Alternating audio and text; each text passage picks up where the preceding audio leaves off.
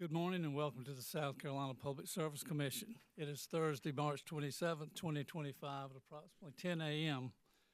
We have convened for the hearing in docket number 2025-2-E. This docket concerns the annual review of base rates for fuel costs for Dominion Energy South Carolina Incorporated. All commissioners are present in the hearing room. Ms. Wessinger-Hill, would you please read the docket?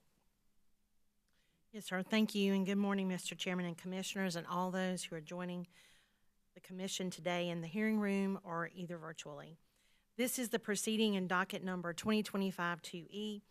The docket concerns the annual review of base rate for Dominion Energy South Carolina Incorporated.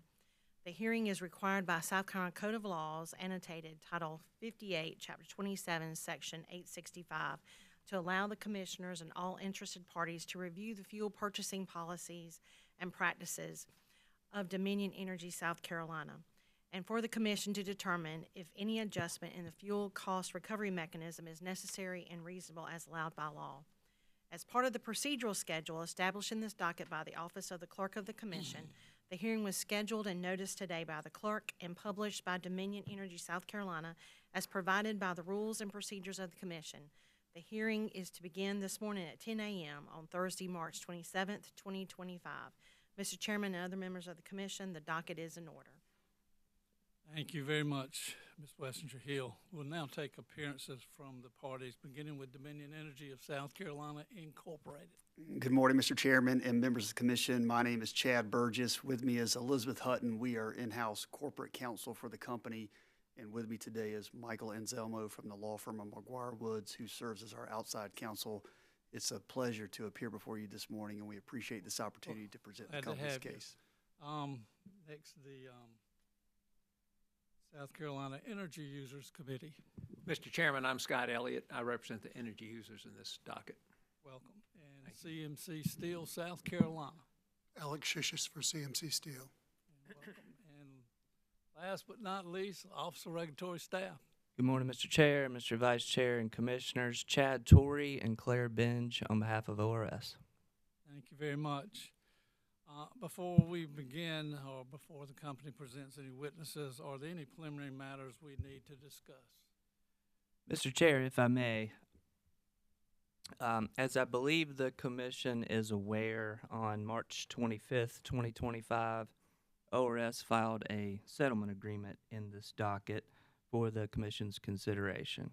The settlement agreement is between Dominion Energy South Carolina and ORS. If approved, the settlement agreement would resolve all issues between the company and ORS. SCEUC and CMC Steel are also, of course, parties to this matter. They are not signatories to the agreement. Mr. Chair, I would ask that the settlement agreement be marked for identification and entered into the record of this case as the first hearing exhibit. All right, sir. The settlement agreement will be entered in the record, marked and entered in the record, placed in the record as exhibit number 1. Thank you, Mr. Chair. ORS has nothing further at this time. Thank you. Is there any other preliminary matters? All right, I would, since this is not a comprehensive settlement agreement, I would like to ask some questions, and I would start with Dominion and ORS. I think I would ask you both to respond.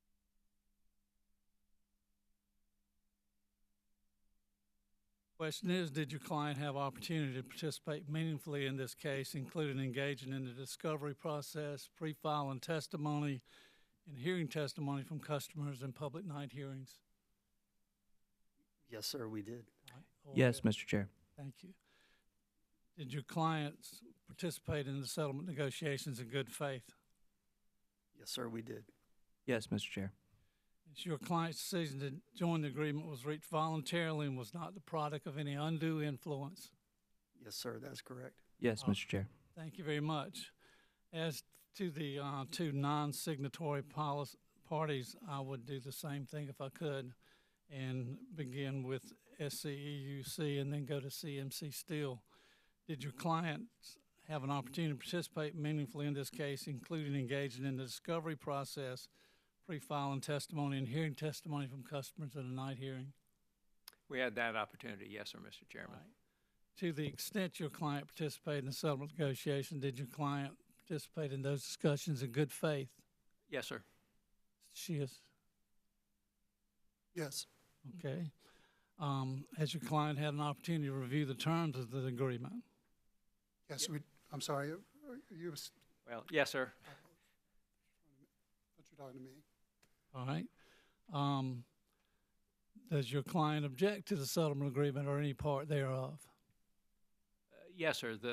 My client will not join the settlement agreement. It results in a 9.6% rate increase to the typical industrial customer, and we're just not in a position to consent to that kind of a rate increase. All right, sir. Mr. Shiasis? Yes, sir. All right. Your client's decision, though not to object or not to join, was reached voluntarily and was not the product of any undue influence? Voluntarily, yes, sir. Yes, sir. Thank you, counsel. Dominion, please proceed, if you would. Thank you, Chair Powers. The company will call Tom Brookmeyer and Douglas Edwards to the stand. Come forward and be sworn.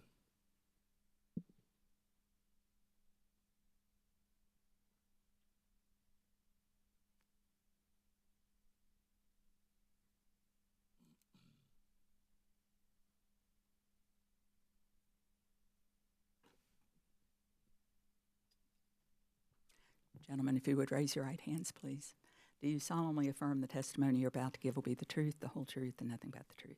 I do. I do.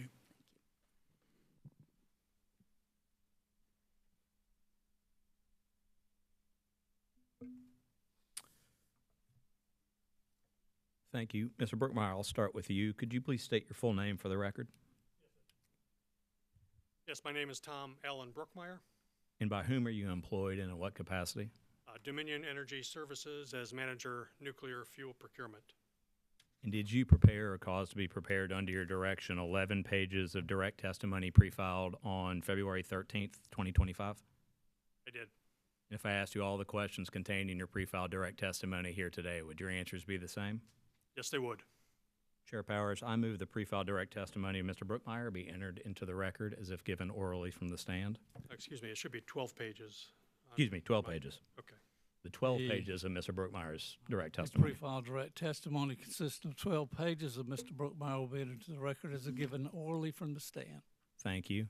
And Mr. Brookmeyer, did your pre-filed direct testimony include Exhibit TAB-1? It does. And Chair Powers, I move that exhibit be entered into the record as, I believe, Exhibit 2. All right, the pre-filed exhibit of witness Brookmeyer will be entered, identified as Exhibit 2, marked for identification, be placed in the record as Exhibit number 2. Thank you.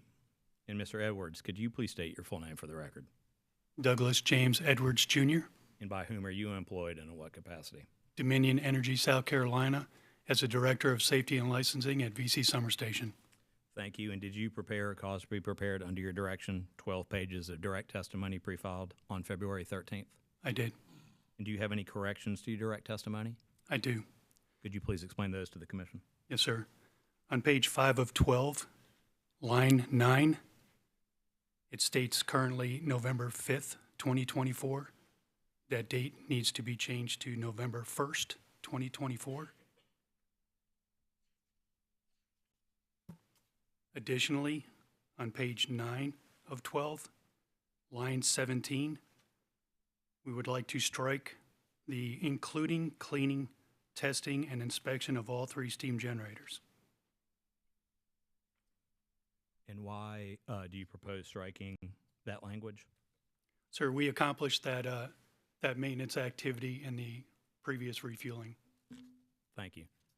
And if I asked you all the questions contained in your pre-filed direct testimony subject to those corrections today, would your answers be the same?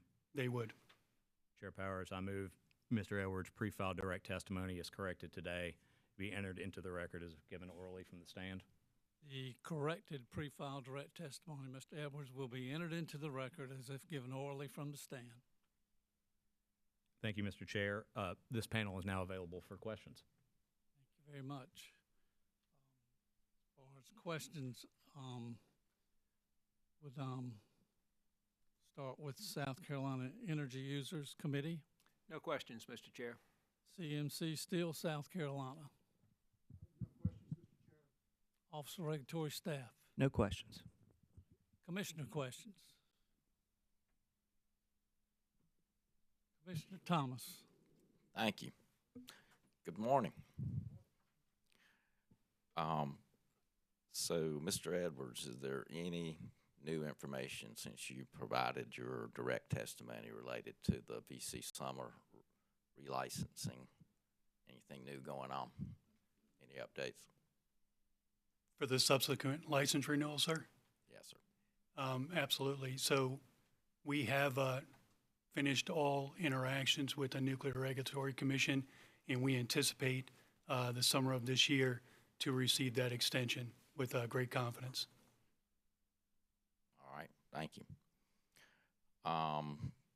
And Mr. Brookmeyer, the issue with conversion capacity, and you had discussed the Honeywell plant as being part of the solution. So is there anything going on with the production issues there? Any update on that? Right now, the availability of conversion is very tight, for the nuclear industry. We are covered, and I believe other utilities are well covered also at this point. We work very hard to obtain the necessary conversion for our reactors. We've also worked in the past to help increase capacity of conversion, and we're happy to say that we feel that we made progress in getting increased capacity. So we expect, even though times right now might be tight for some utilities, like I said, we're good, but in the future it looks like there's going to be sufficient capacity for all users. And that's absent having anything from Russia. It was the suspension of any Russian material coming in that caused that immediate concern that we had. All right, thank you. I appreciate that. That's all I had. Any further commissioner questions? Commissioner Belson. Thank you, Mr. Chairman. Good morning, gentlemen. Mr. Edwards, there was a refueling outage at VC Summer during the review period, Yes, ma'am. and it lasted a little bit longer than anticipated. Yes, ma'am. And what was the reason for that? Primarily, we had some impacts to personnel movement and availability due to the Hurricane Helene. That caused significant distractions to the team, and with what we do, we have to ensure the ultimate focus and the activities that they perform, and they're worried about their families and trying to get back and forth to work and where they're going to shower and eat, and we tried to accommodate that as best we could to maintain their focus, but it did cause delays.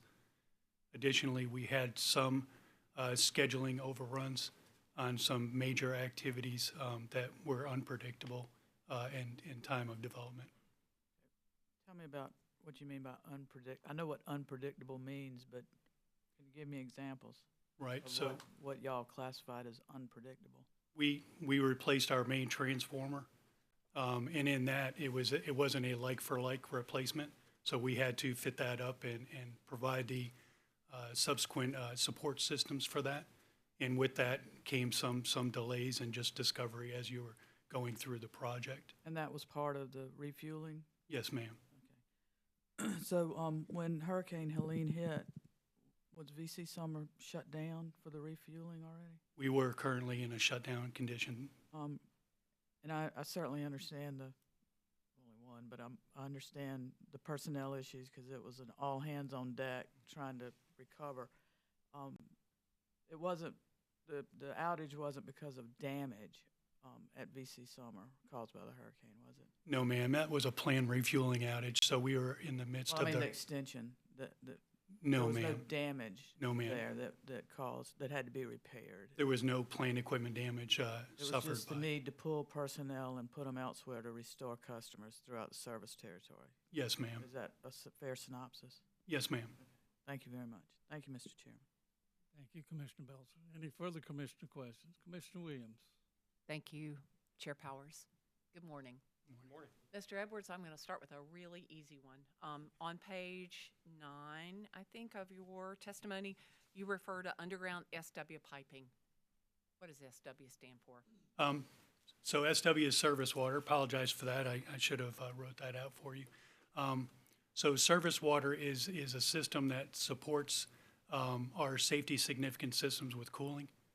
So should an event occur, that delivery system is what supports the cooling of all the primary equipment.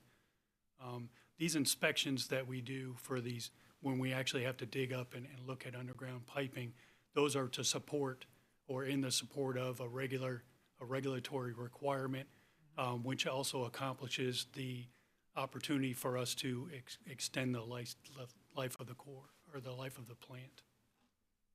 Thank you for the simple answer and the background as well. I appreciate both.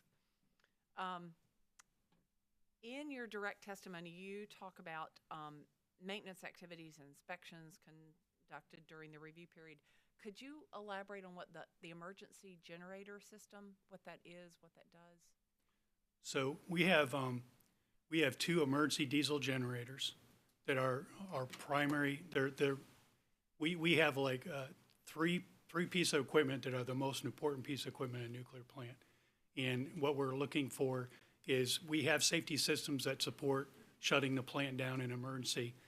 Those safety systems require electrical energy to do that. So if the grid goes away and we have no power, those diesel generators start automatically, tie on, and then start those subsequent pieces of equipment. Should both of those units fail, we have what's called a turbine-driven emergency feed water pump. And what it does is it's run off steam that's residual steam from the reactor. And it will run and actually allow us to cool the plant down to a safe condition. Again, I'm glad I asked. Fascinating. Mr. Burkmeyer. Yes. I've got more questions regarding kind of uranium prices and what's happening in Ukraine and Russia. Can you, without a crystal ball or without knowing the background, what do you anticipate if the sanctions are lifted? Is there any more from this question that you want to elaborate on? Oh, sure. Thank you, Commissioner. Good question. Right now, we're at a point where the markets have become more imbalanced. In other words, the spot and the term prices for a lot of these components have started to level out. And you said the word balanced as opposed to imbalanced. That's where there was imbalance because we didn't have means to get conversion or enrichment immediately. But now that we're finding those sources, they're actually coming into balance again. Thank you. So, but we've also been, as I explained to Commissioner Thomas too, successful in convincing some of these Western suppliers, and I don't mean just Dominion Energy, I mean the nuclear industry as a whole, into increasing capacity and to make up for the shortfall of material coming in from Russia. And so what we're seeing now is companies such as Urenco, enrichment companies such as Urenco or Orano, increasing their capacity to meet that new demand. It's a difficult market to enter into. It's a high cost of entry. And so it takes time, and there's going to be some capital needs up front. So there is what we're seeing and experiencing right now is a little bump in price upward to meet that capital demand. But we anticipate in the future, 5 years from now maybe, once all this is brought online, that pricing, there'll be more pressure to bring that pricing back down again as the competition starts to stabilize. So we're fortunate that we're seeing success, and that is partly due to the U.S. government involvement in inducing some of these companies to increase their capacity. We're happy to see that's happening. We feel that's necessary. We've been involved as a company in the past to try to work with the government and to work with enrichers to help them see our needs. And we feel that in the few years to come, that the government's working with 6 companies maybe right now to increase capacity. Maybe 2 or 3 of those will be successful, but we're happy to see more competition come in the marketplace, and that's both for conversion and enrichment. And so I think even though right now prices might be a little elevated, there's going to be pressure to bring that price down. And we're also looking at the increasing some of our book for the 20s and late 20s and the early 30s in having those components available for us. So we're looking long-term down the road as well. Right now, we don't necessarily want to lock into some of those higher prices because we feel they are a little elevated right now. But we're also looking at, okay, what's going to be our requirements for the future, and start to contemplate how to structure those contracts. Thank you. And on page 10 of your testimony, I don't think you need to go there, but you talk about nuclear fuel cost increasing due to reactor demand abroad. And I think that's a slightly different angle than what you were just talking about in terms of, so again, with our vision into what's happening,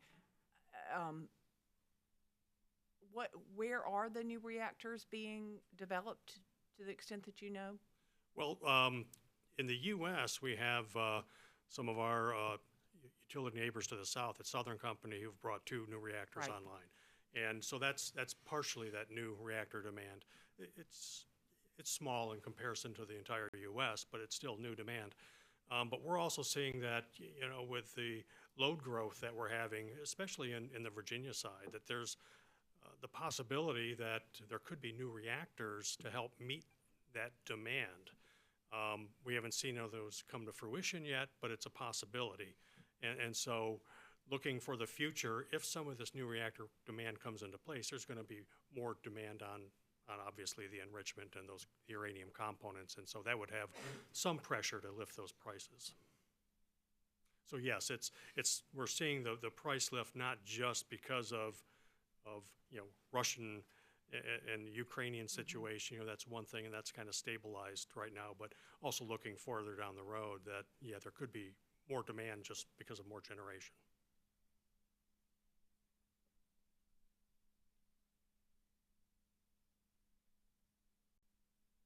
And thank you. I think that covers it. I appreciate it. All right, thank you. Thank you, Commissioner Williams. Chair Powers, can I follow up on the question? Mr. Caston. Relative to that last response, the possibility of new nuclear facilities perhaps affecting the supply and demand and maybe the future cost, if I understood that correctly. That's correct, yes. Are there not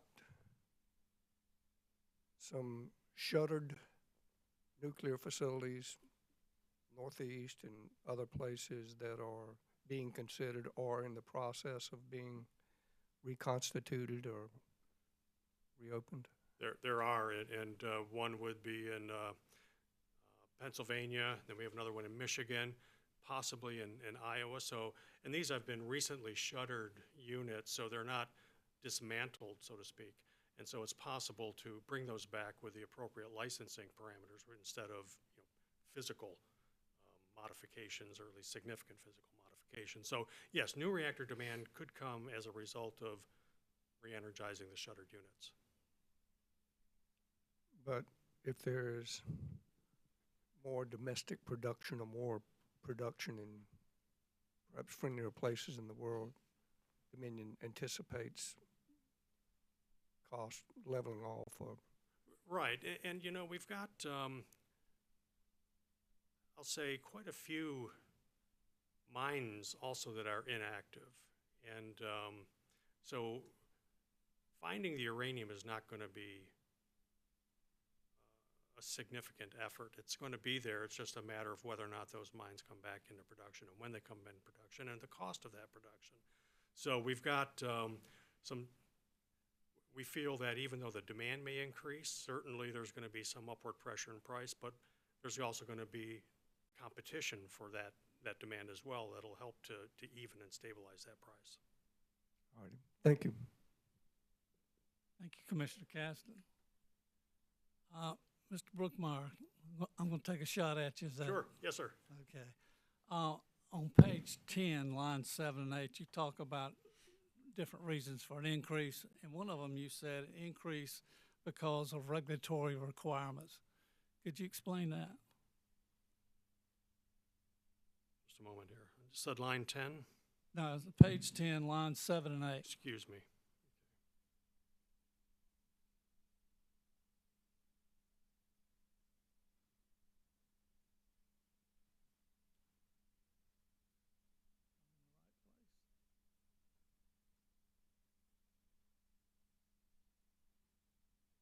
Yeah, I'm not seeing that. I might have a different pagination.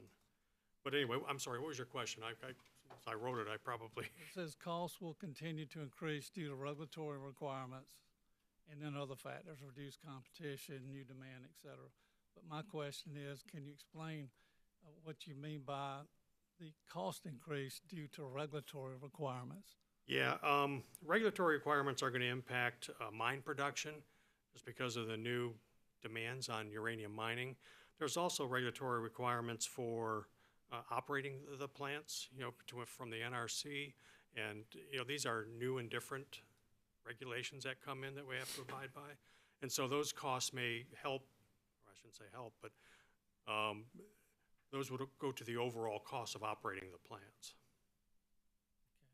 Okay. And I apologize, I don't have the context of what that question was, so. Well,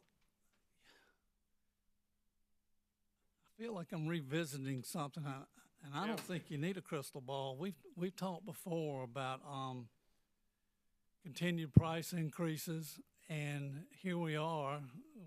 We've talked about storage, that you could store it if you had it. And I think one of the last hearings we talked about, well, why don't you go ahead and get it and store it? And we haven't, so now you're paying more. Because of that, you say you need more money. Ratepayers are the ones who are paying more. I just don't see. Right. So I mean, if I drank Canadian whiskey, I believe I'd be storing some up right now. I would have done it 2 weeks ago. I just don't understand why this keeps occurring, because it falls on the backs of the ratepayers.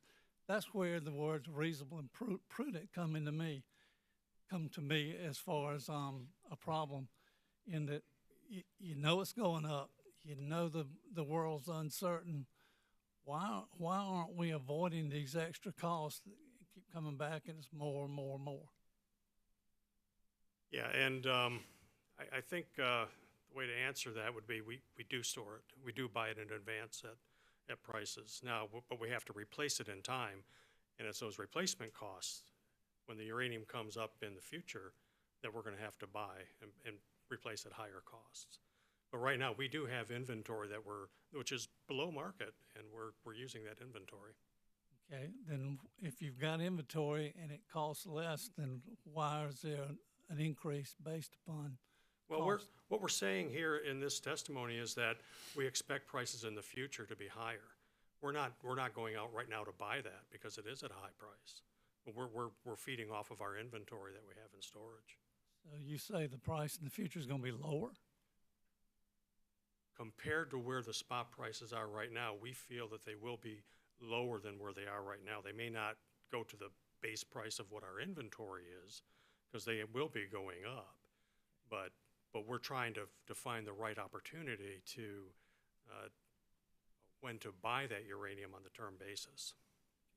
Well, help me with this.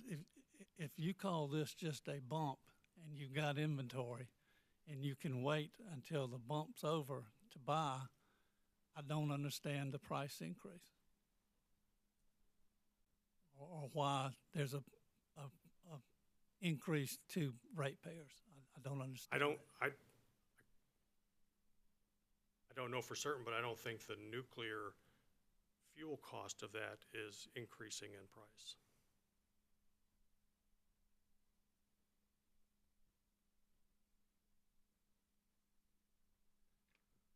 Okay. I believe the expense rate for nuclear has actually dropped. Maybe it's just me. All right, any other further commissioner questions? Mr. Chairman. Excuse me. Mr. Brookmeyer, I want to follow up on that. You said, your last statement was, I believe could you repeat that last statement? Yes, for me? and I believe and I don't have the numbers in front of me, but I believe that the expense rates for the nuclear fuel. The fuel itself, the uranium. That's correct, Okay. yes. But the conversion, I believe your testimony indicated that the conversion process has escalated significantly. Is that correct? That's correct, yes. Okay. I understand from your testimony, in response to questions from the chair, that Dominion is using what they've already bought, the stored uranium. How often do you have to replenish that? We buy uranium on a term market about every, say longer than 2 years is what our contracts typically So you're still under a contracted rate, is that correct? We are under contracted rate, yes. Right. And so when you talk about the forward market, is that what y'all are looking at and expecting in the future? That's correct. Under the fuel clause,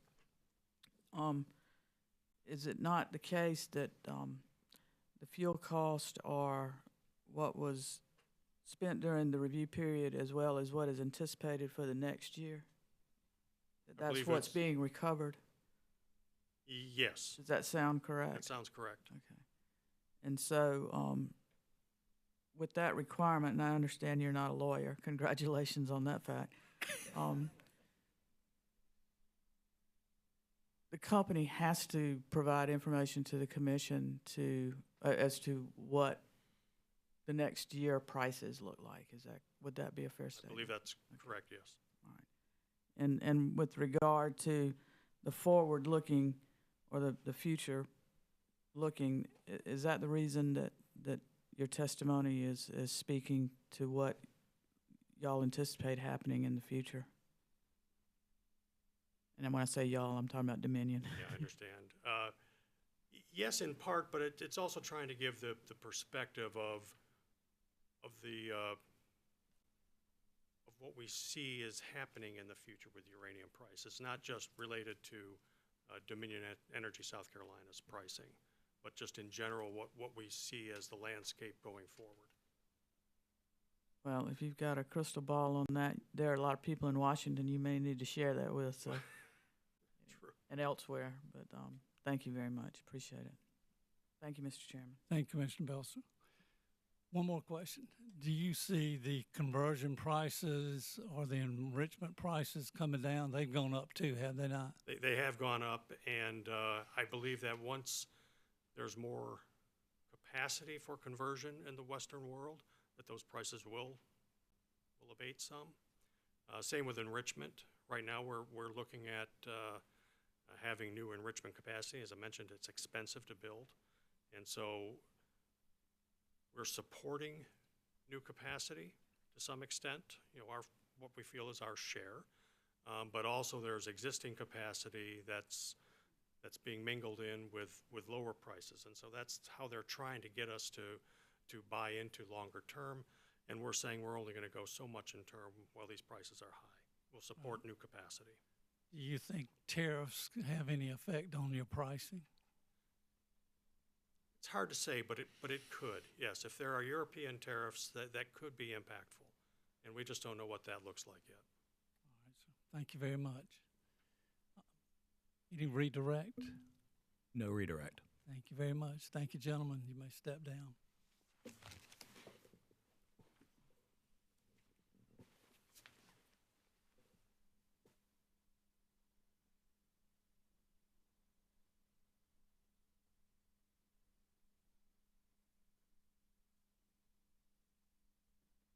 Thank you, Mr. Chair. The company now calls Darren Call, Gene Delk, and Michael Shin as its next panel. Come forward.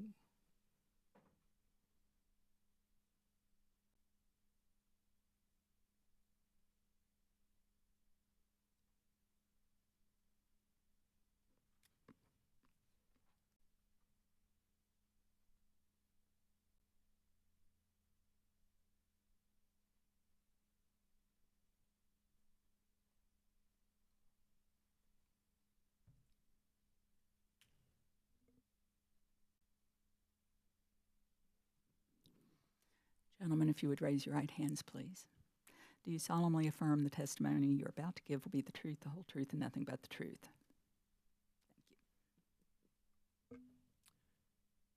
Thank you. Mr. Call, could you please state your full name for the record? James Darren Cole, And by whom are you employed and in what capacity? Dominion Energy Services as the manager of gas supply. And did you prepare or cause to be prepared under your direction 14 pages of direct testimony pre-filed on February 13th? Yes, I did. I asked you all the questions contained in that pre-filed direct testimony today. Would your answers remain the same? Yes, they would. Chair Powers, I move the pre-filed direct testimony of Mr. Call be entered into the record as if given orally from the stand. The pre-filed direct testimony of Mr. Call will be entered in the record as if given orally from the stand. Thank you. And Mr. Call, did your pre-filed testimony also include one exhibit labeled JDK1? Yes, it did. Chair Powers, I move that exhibit JDK1 be entered into the record as hearing exhibit 3. The pre-filed exhibit of witness called identified as JDK-1 is marked for identification and placed in the record as exhibit number 3. Thank you. And Mr. Shin, could you please state your full name for the record? Michael Davis Shin. And by whom are you employed and in what capacity? Dominion Energy Services as manager at market origination. And did you prepare or cause to be prepared under your direction 24 pages of corrected direct testimony pre-filed on March 6, 2025? I did. If I asked you all the questions contained in that corrected direct testimony today, would your answers be the same? They would. Chair Powers, could I move the corrected direct testimony of Michael Shin be entered into the record as if given orally from the stand? The corrected direct testimony of Mr. Shin will be entered into the record as if given orally from the stand. Thank you. And Mr. Shin, did you also cause to be prepared or prepare under your direction 3 pages of rebuttal testimony pre-filed on March 19th? I did. If I asked you all the questions contained in that pre-filed rebuttal testimony today, would your answers be the same? They would. Chair Powers, I move the pre-filed rebuttal testimony of Mr. Shin be entered into the record as if given orally from the stand. The pre-filed rebuttal testimony of Mr. Shin, consisting of 3 pages, will be entered into the record as if given orally from the stand. Thank you. And Mr. Delk, could you please state your full name for the record? My name is Henry Eugene Delk, Jr. Thank you. And by whom are you employed and in what capacity? Dominion Energy, South Carolina, General Manager of Power Generation Operations. Thank you. And did you prepare or cause to be prepared under your direction 19 pages of corrected direct testimony pre-filed on March 6, 2025? Yes, I did. If I asked you all the questions contained in your pre-filed corrected direct testimony here today, would your answers be the same? Yes, they would. Thank you. Chair Powers, I move the pre-filed corrected direct testimony of Mr. Delk be entered into the record as if given orally from the stand. The pre-filed corrected direct testimony of Mr. Delk will be entered into the record as if given orally from the stand. Thank you. And Mr. Delk, did your pre-filed corrected direct testimony include exhibits labeled HED1 and HED2? Yes, they did. Chair Powers, I move HED1 and HED2 be entered into the record as a composite hearing exhibit, which I believe is 4. The pre-filed exhibits of witness Delk called HAD-1 and 2 are marked for identification and will be placed in the record as a composite exhibit number 4. Thank you. And Chair Powers, this panel is available for questioning. Thank you very much. Any questions from South Carolina Energy Users Committee?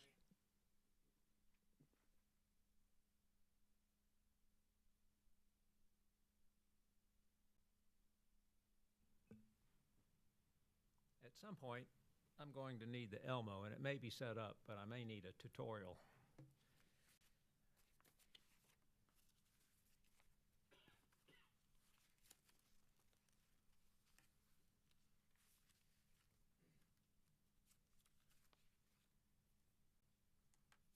Mr. Call, you testify, and I draw your attention to page 12 of your pre-filed direct, that Dominion does not forecast gas, at least in-house, as I understand it. Am I correct? That is correct. And as I understand your testimony, rather than make your own forecasts, you rely on experts in the field, outside experts in the field. Is that correct? That's correct. We use the New York Mercantile Exchange real-time pricing, as well as other industry related publications such as EIA is one, Wood Mac is another. We use other sources, Platts, industry related products. Excuse me, don't mean to talk over you. Do you have any outside consultants that you rely on, or do you rely on existing tools such as NYMEX and EIA? Yeah, we use those because NYMEX is a real-time active trading platform that indicates real-time prices for prompt month and up to 12 years. Okay. And as I understand it, and I probably don't completely understand it, and so I'd appreciate your help. As I understand it, you buy gas day ahead, correct? Correct. And you buy spot gas? Correct. Is that correct? And for the purpose of my questioning, is there a difference between spot gas and day-ahead gas? Usually that's the common term. I mean, sometimes spot is intraday as well, so it's not just day ahead. So it has different contexts, but generally speaking, it's the same. And then last, I think, your testimony discusses, I'm on page 5, I think this is a quote, some monthly base load purchases. Try page 5, lines 15 through 16.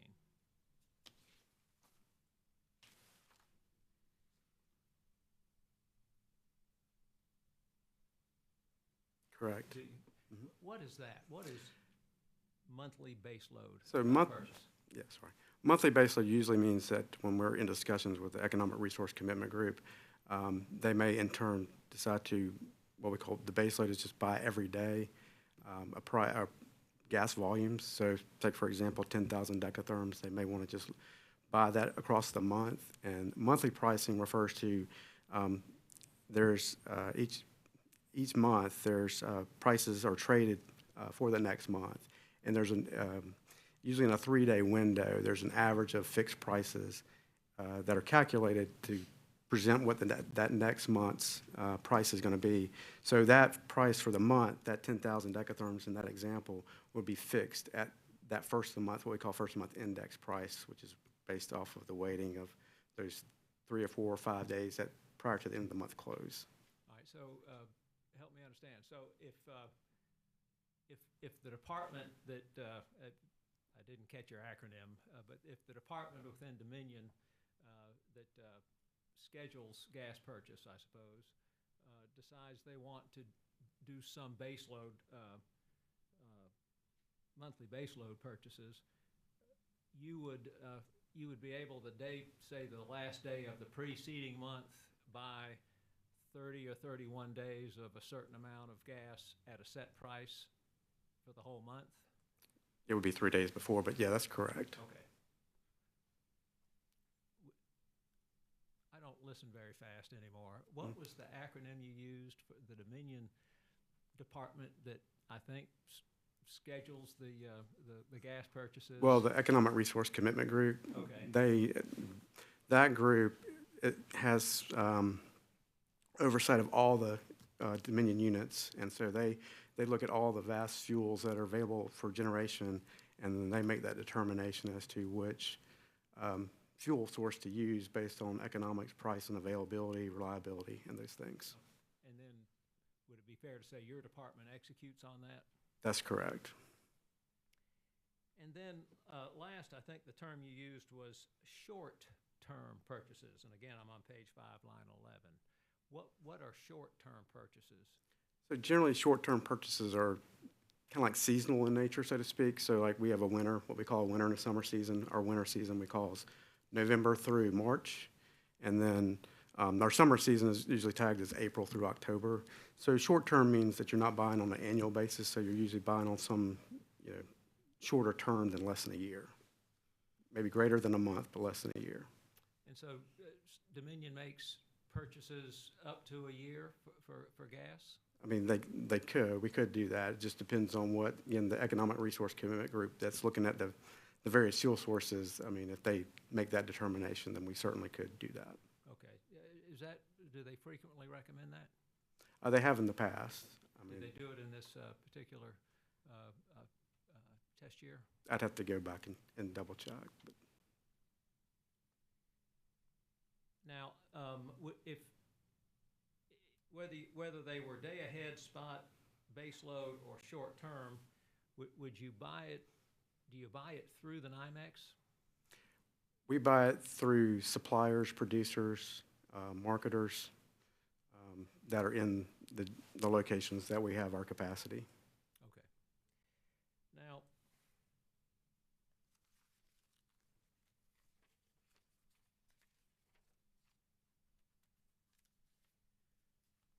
I think this may be the first time is this the first time you've testified in this role before the commission? I know Ms. Jackson testified last year. That's correct. It's been a while. Okay. But I think you've been in your position maybe since June, this current position? Correct. But you've been, I think it looked like from your testimony, you've done about everything in gas there is to do. Been around a while, yeah. You're aware of how these fuel proceedings work, aren't you, as basically? Generally familiar, yes. And so, Commissioner Belser, I think, asked Mr. Brookmeyer a question about this same thing, that these fuel, we call them the fuel factors on my end of the equation. These fuel factors are set based on about 9 months of actual experience and about 3 months of forecasted experience. Is that your understanding? Yes. Okay. And in these proceedings, the company will actually file testimony and exhibits with this commission that shows not only the actual experience for the test year, but certain forecasted fuel costs for the coming year. You understand that? Yes. All right. Now, I'd like to draw your attention, if I may, to one of Mr. Farley's exhibits. And,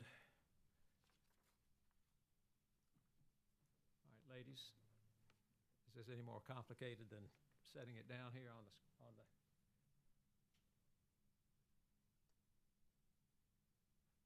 and I can see it here, but I can't see it on any of the screens.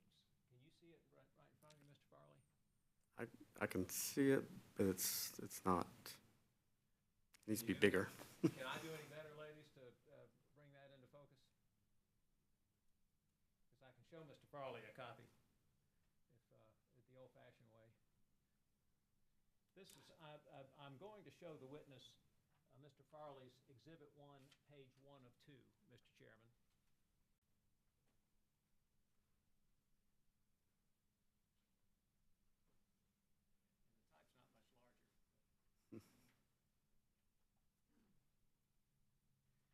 Now,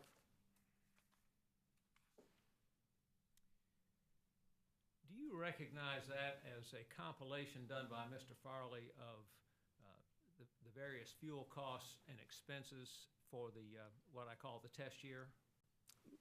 That's what it appears to represent. All right, and I'm not going to ask you. Well, I don't know how much I'm going to ask you to go into. Let me draw your attention to.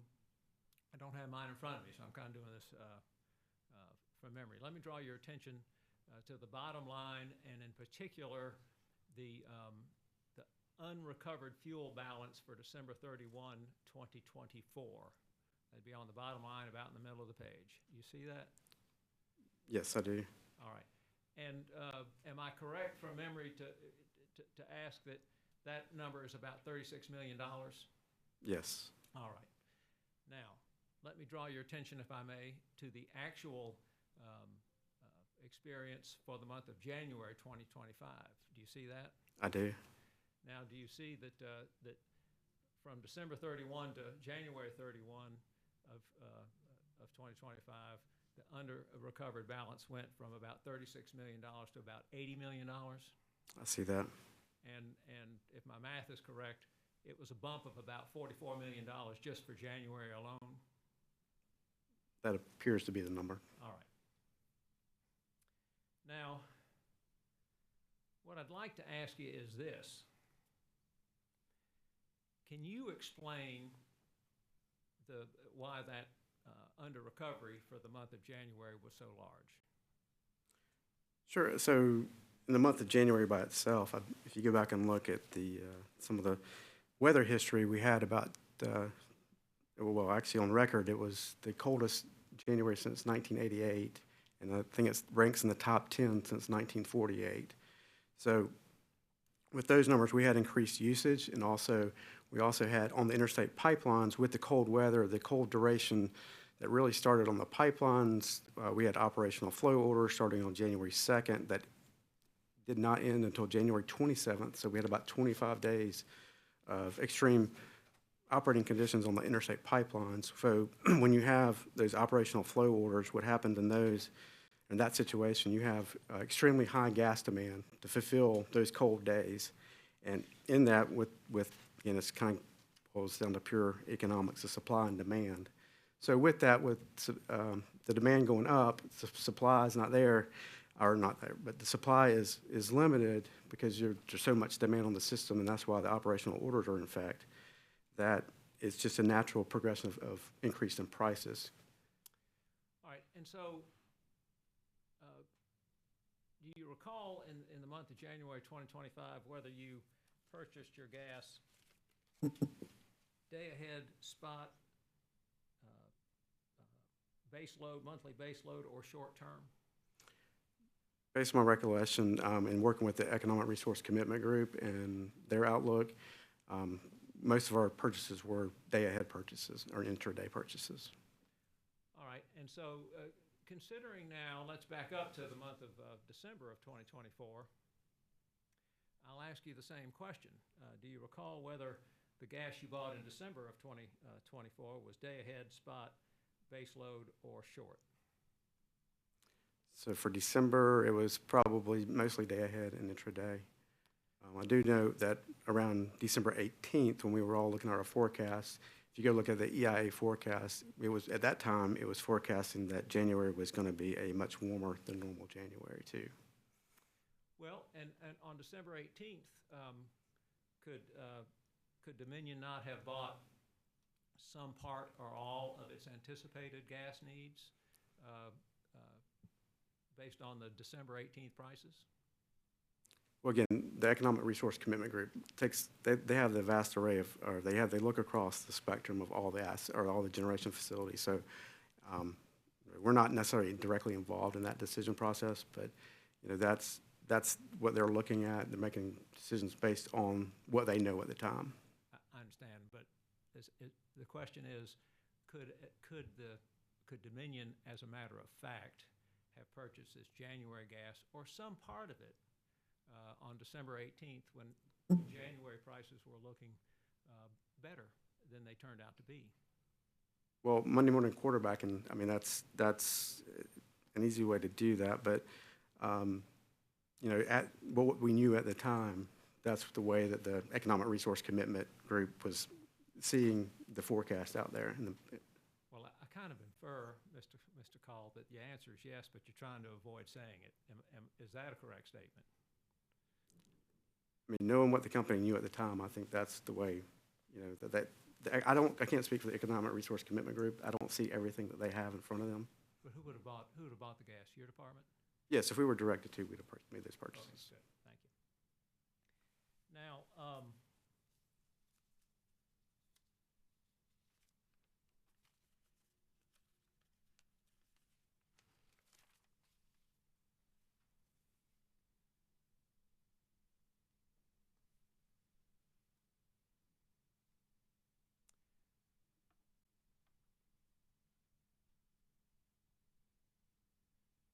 I'd like to ask you this. To your knowledge, does Dominion hedge its gas purchases? We do not financial hedge. Do you hedge the actual gas itself? And as far as, I'm not sure I'm following the question. Well, I mean, there's as I understand it, a physical hedge would be a situation where if in December, January's weather is looking pretty temperate, and Dominion goes ahead and buys some part or all of its gas for January, that's a physical hedge. Do I understand that correctly? That can be considered a physical hedge, yes. Now, I'd like to, again, I'd like to direct your attention, if I may, to a study done by Black and Veatch Corporation with respect to hedging. Do you recall that Black and Veatch did a study which it presented here to this commission a year ago about Dominion and hedging? Yes. And y'all's witness was a very capable Ms. Fang, Dr. Fang, I think I should say. And she described a hedging study that you commissioned, Dominion commissioned in 2024. Do you recall that? Yes. All right. And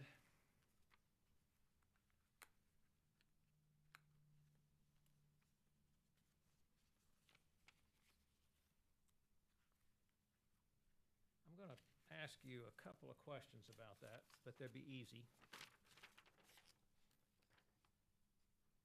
Now, I'm going to put here on the Elmo page 10 of 12 from Dr. Fang's testimony in the 2024-2-E docket.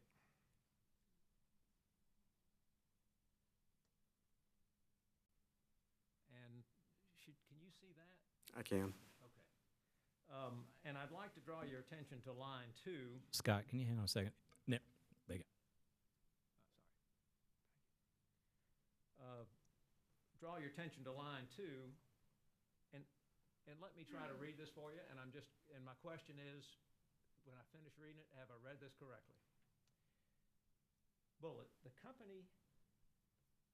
Let's go to 1. In addition, Black and Veatch recommends bullet. The company continued to explore effective execution of the existing volatility reduction mechanisms. Term gas can be considered a physical hedge on gas use that could ensure a desired level of reliability and pricing of natural gas available to the generation dispatch and potentially decrease the volatility of natural gas pricing during peak winter days. I'll read the rest of the paragraph. Like any hedging mechanism, however, the outcome is not guaranteed. In situations where the spot market turns out to be more expensive than the locked-in term price, the term gas purchase could reduce fuel cost. But if the spot market prices are lower than the locked-in term gas purchase price, the result of a higher fuel cost when purchased at the locked-in term. The result is a higher fuel cost when purchased at the locked-in term gas purchase price. Have I sort of fumbled through that correctly? You've read it correctly. Thank you. Now, my question is, to your knowledge, I'll ask you this. What steps has Dominion taken to continue to explore effective execution of existing volatility reduction mechanisms? So we have ongoing discussions between our group, Economic Resource Commitment Group, and other groups as we're monitoring the opportunities for other, as it says, mechanisms to help out and reduce volatility. And what sort of changes or improvements have these internal discussions led to with respect to hedging? It's an ongoing process that we're continuing to monitor. All right, and did I read correctly where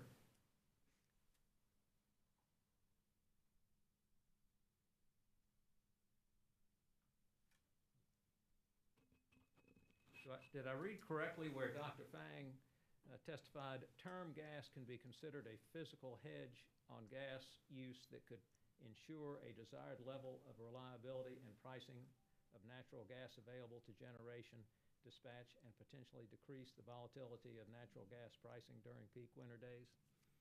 That was her testimony, wasn't it? That's what's in the, yes.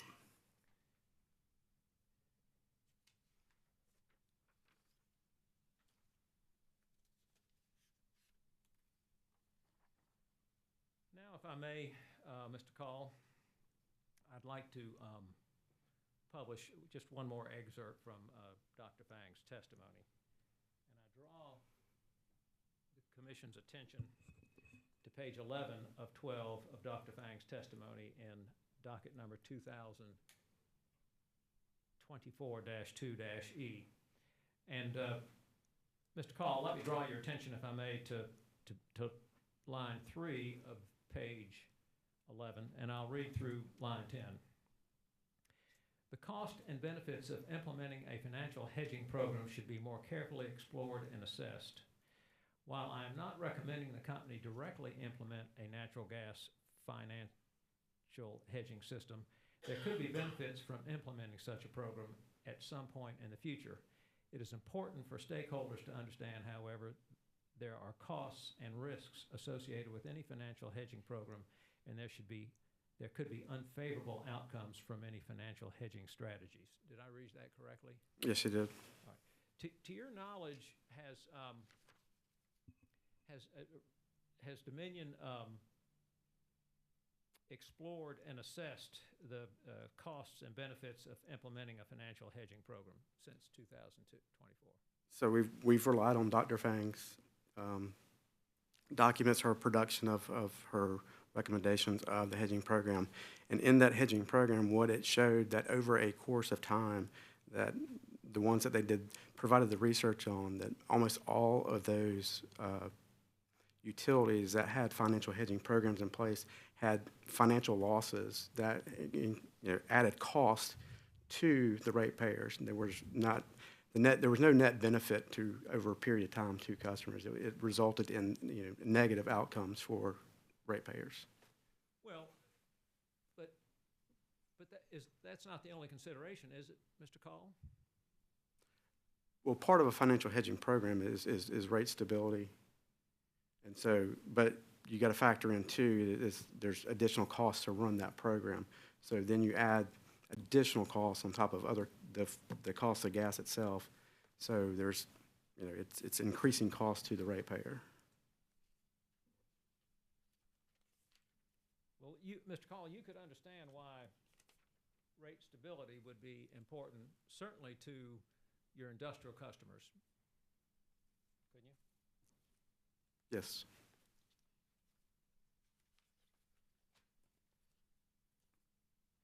Now, subject to check, do you recall that in the 2021 Dominion fuel case, which gave rise to order number 2021-296, that fuel case resulted in a 6.9% increase over 2020. Subject to check, does that sound about right? Yes, subject to check. Yes, sir. And subject to check, well, you would recall, would you not, that Dominion came in as per usual in 2022 for its fuel case, and as a result of that fuel case, rates increased by 10% as authorized by order number 2022-290. Subject to check, does 10% sound about right for that March or April fuel? Subject to check. But so the wheel fell off the wagon internationally about that time, if you recall, and Russia invaded Ukraine, and the markets here seemed to collapse. And so you recall that Dominion came back in for a midterm fuel rate increase in 2022, don't you? I do recall that, yes. And subject to check, would you agree that that rate increase was about 11% as authorized by order number 2022-860? Subject to check. Subject to check, yes. And then in 2023, Dominion came in for its annual fuel adjustment, and that fuel adjustment resulted in an 11% increase as authorized by order number 2023-291. Subject to check, does that sound about right? Subject to check. All right. And so if my math, which is not my strong suit, is correct, over about a 3-year, 4-year period, rates go up about 37–38%. But in 2024, last year, you recall that Dominion came in and saw a 17.36% decrease in its rates based on dropping fuel costs. Subject to check, do you recall that? Subject to check. Okay. And then in this fuel case, Dominion seeking a 9.6% increase for its hypothetical industrial customer. Do you understand that? Yes. Okay. And so I ask you, would you agree with me that given the last 4 or 5 years of rate increases and one decrease, would you consider the rates volatile? Well, I think there's a lot of different factors that go into that. It's not just the commodity cost of gas. There's other factors too. And it's not just gas. There's other, fuels and other items that go into that cost. We're going to ask Mr. Shin a question. But for now, those percentage, I mean, Mr. Call. Mr. Elliott, I apologize for interrupting you. We've got a couple of microphone problems going on. Yes, sir. And we're going to go ahead and take a break and then come back to you in a few minutes when we get those straight. Is that okay? Perfectly fine. And I apologize. No, that's fine. Thank you. We'll be on a short recess, 15 minutes. Thank you. Thank you.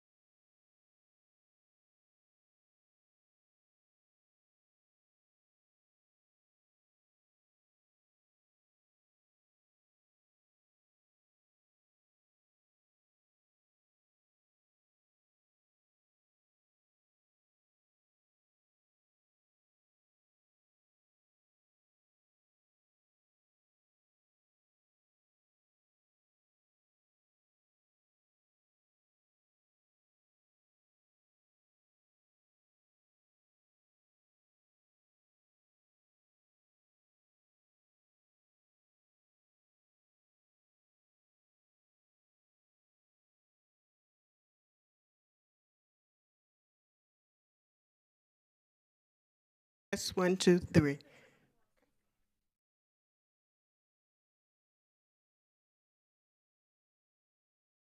Two.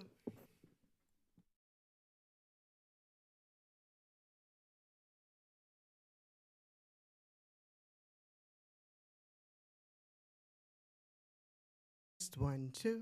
Test.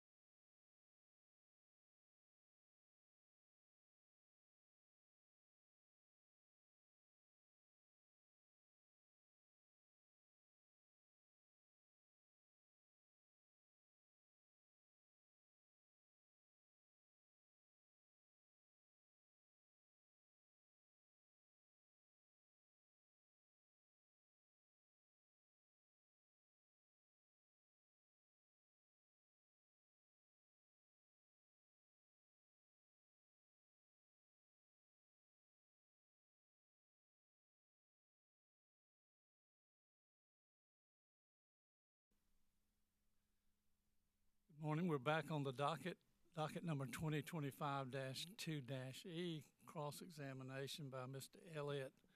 We now, I think, have everything working properly, and Mr. Elliott, thank you for allowing us to break to do that. And we're ready to go forward. Certainly, thank you.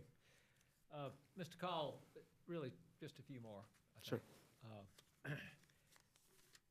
When we were breaking, I think I had just asked you about the 17.36% rate decrease in 2024. Do you recall that? Yes. And then I think I was asking if you understood that the rate increase requested in this fuel docket is about 9.6% on this hypothetical industrial customer. You understand that, don't you, sir? That's correct. All right. And you would agree with me that that's roughly trough to crest, about a 27% change from 24 to 25. Does that number sound about right? Sounds reasonable. And so it would come to no surprise to you to learn, would it, that these large customers, your large customers, would value some sort of a consistency and less volatility in their rates, even if it meant somewhat higher rates? Would come as no surprise to you if that was their position, would it? No, it would not. Okay. And if you recall,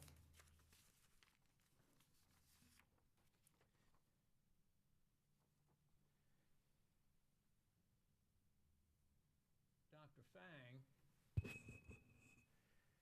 testified, I'm reading at line 7, it is important for stakeholders to understand, however, that there are costs and risks associated with any financial hedging program, and there could be unfavorable outcomes from any financial hedging strategies. Did I read that correctly? Yes, you did.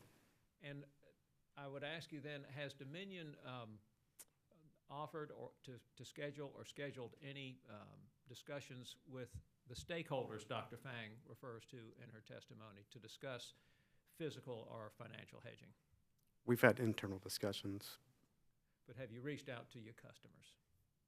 We've only had internal discussions on it. Only internal. All right, thank you. Nothing further for you, Mr. Call, thank you. I do have a few for you, Mr. Shin. Mr. Delk, unless you're just bored.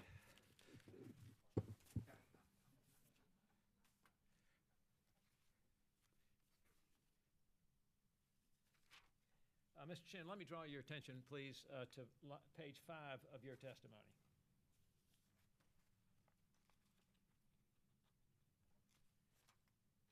And here on page 5, beginning, say, lines 13 through 19, it may go on the next page, it doesn't, to the bottom of the page.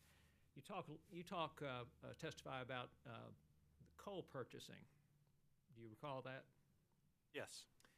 And your testimony in this proceeding states that you try to buy about 60 to 80% of your coal on longer-term contracts. Do I recall that correctly? Yes, sir. Now, back in the day when I was first learning about your coal purchasing practices out at then SCE&G, what I think was the case at the time was that a long-term contract would likely be a 3-year contract. Is that still the case? Longer term, we say is over a year, 1 to 3 years. All right. But we typically do 2 to 3 year contracts. All right, sir. And then if 60 to 80% of the coal is purchased on long term, then 20 to 40% in a given year would be purchased on spot, correct? That is correct. All right. Now, I think as I understand it, and you correct me if I'm wrong, but the benefit to these long-term contracts is that you lock in a price, correct?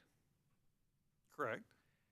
And that if you buy these contracts regularly, the company can manage the amount of increase in fuel costs by buying one third of its long term in year 1, 1/3 of its long term in year 2, and 1/3 of its long term in year 3. Is that correct? That is correct. That's typically how we do it. All right. Now, I call that laddering, but could that not also be considered a physical hedge? It is a physical hedge. Thank you.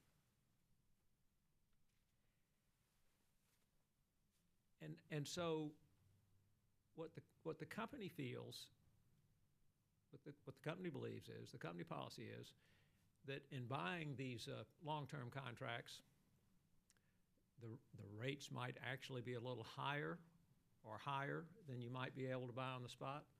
The rates might be a little lower, but they are more consistent. There's less volatility. Is that a fair statement? Well, that is a fair statement. All right. But I would like to point out too that, you know, the market changes just like in the gas market. It changes fairly regularly. And that's a more recent concept, isn't it? About the market changing? Yes, sir. Well, no, not necessarily. I mean, the spot market as of late has been fairly consistent. But just like in, you know, I think it was 2022, whenever Russia invaded Ukraine, the same response happened with coal prices. So if you would have locked in on a long-term coal price then, you would have been paying significantly more than what it came down to 6 months after that happened. And so as a consequence, though, Dominion is using its discretion to buy perhaps more spot if that is a better option for the company and the ratepayers, correct? That is correct. By the same token, Dominion uses the discretion to buy more long-term if, in its view, that is in the best interest of the company and the ratepayer, correct? That is correct.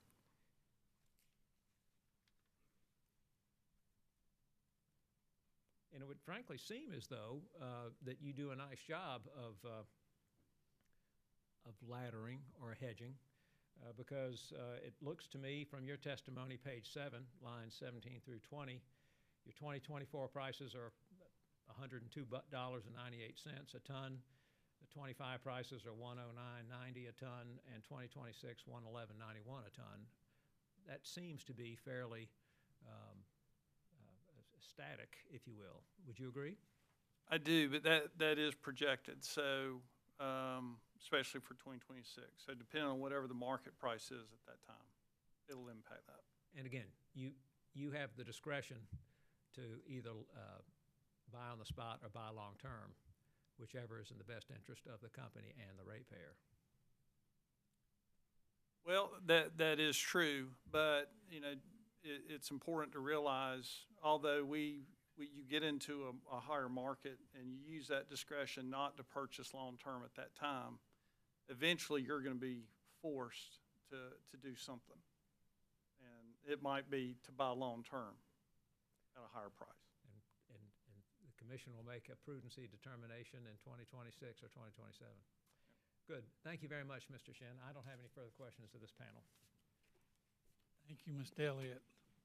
CMC Steele.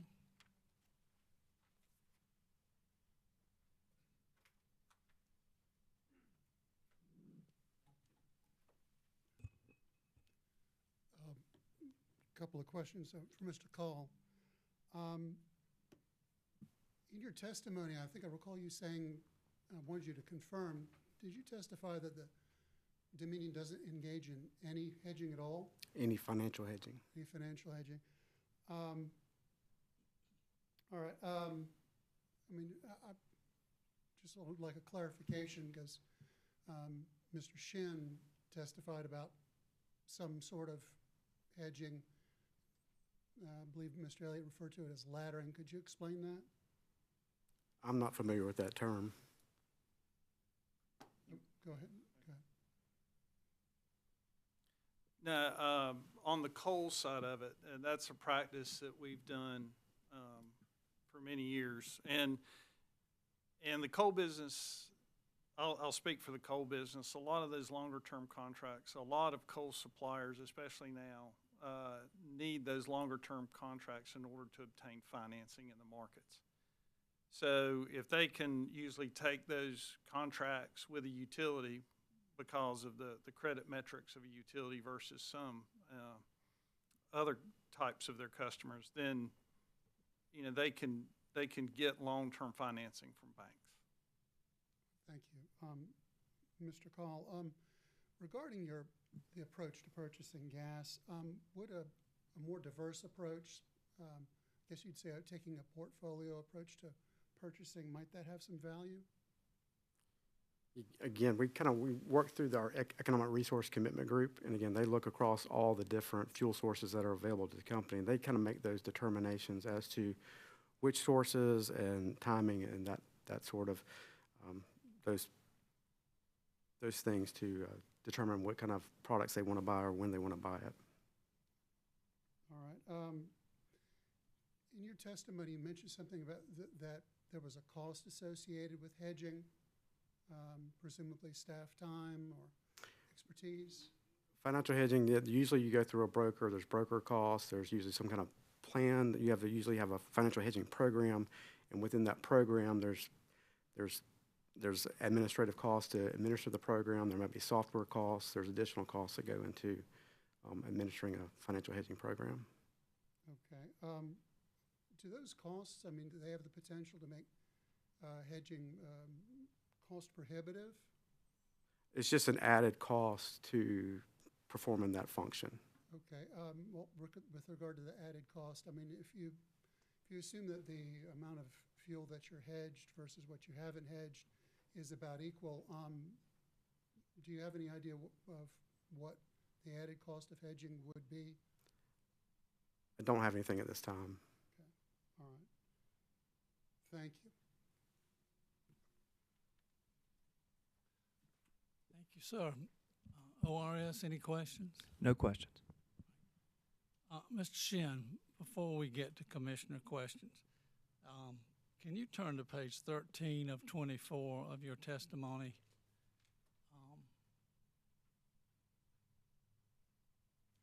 And at the risk of embarrassing myself, is that sentence on line 3, is that backwards or the numbers backwards? It talks about prices dropping, but no, sir. They that's the wrong one. so those numbers need to be reversed? No, it should have been increased, although the numbers have dropped since then. Like the API to do today is $98. I think maybe the numbers are reversed. I'm not sure. I'd have to go back and look. But I can tell you today they're around $98 a ton. So I read that sentence 2 or 3 times and it just didn't quite make sense. I caught that myself earlier. Okay. Could we correct that? Certainly.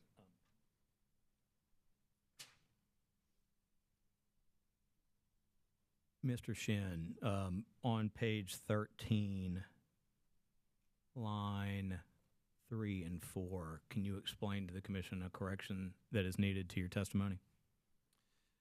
Yes, the correction, the numbers are reversed. It should have been $114.05 a ton on January 2nd, 2024, and $101.50 a ton on December 31st, 2024.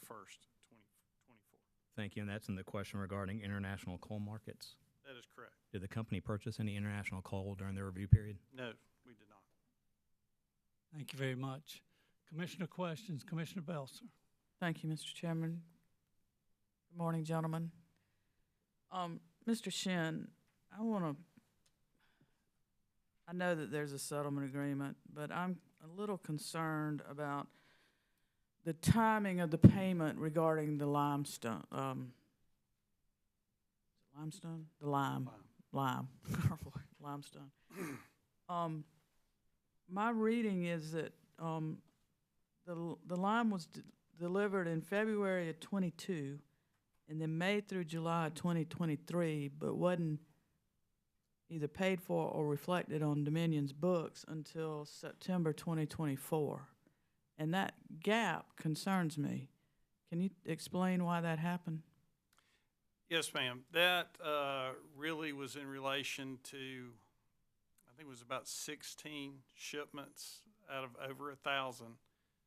And, well, it would probably been closer to 2,000 since it was over 2 years. And what actually happened, just due to a clerical error, those shipments never made it into our system. And the supplier were cleaning up their books, and they brought them to our attention, and upon checking, we found out we did not pay those, so then we went ahead and paid them. Were they billed timely and the bills just missed? Or is it on the shipper, on the vendor, or on Dominion? It was actually on the shipper Okay. at the time. Did they bill timely for those? Mark Marietta did bill timely, but the shipper, the way our system works is off receipts. And Well, when you say a receipt, what are you talking about? The receipt of the good, the yes, lime? Okay. at the plant. Just want to be clear. Yeah, and then the way it works is they actually produce a ticket that goes into the system. They being at the plant? At the shipper. Okay. I'm sorry. Yeah, the way it works is Martin Marietta is the supplier. They give the trucker a ticket. The trucking company brings the ticket to the plant, and then it's put into the system to create a receipt, and then it is paid. So during that time, whenever we were working with the tickets and the trucker, those tickets weren't produced, so that we were waiting for them to show up, and those receipts just got basically, I hate to say forgotten about by both parties, but the time just went by. Well, this is the second year. I think we had an issue like this last year, didn't we? We did. Okay, and so they're just seeing, and I know that when you say 2,000 on receipts or tickets over 2 years, I know that's a lot, and in the grand scheme of things, these are probably relatively small amounts. I'm worried about the bigger ticket items that might be overlooked through this same process. Yes, ma'am. Technology has helped out a lot here. Now the truckers have GPS systems on all of their trucks.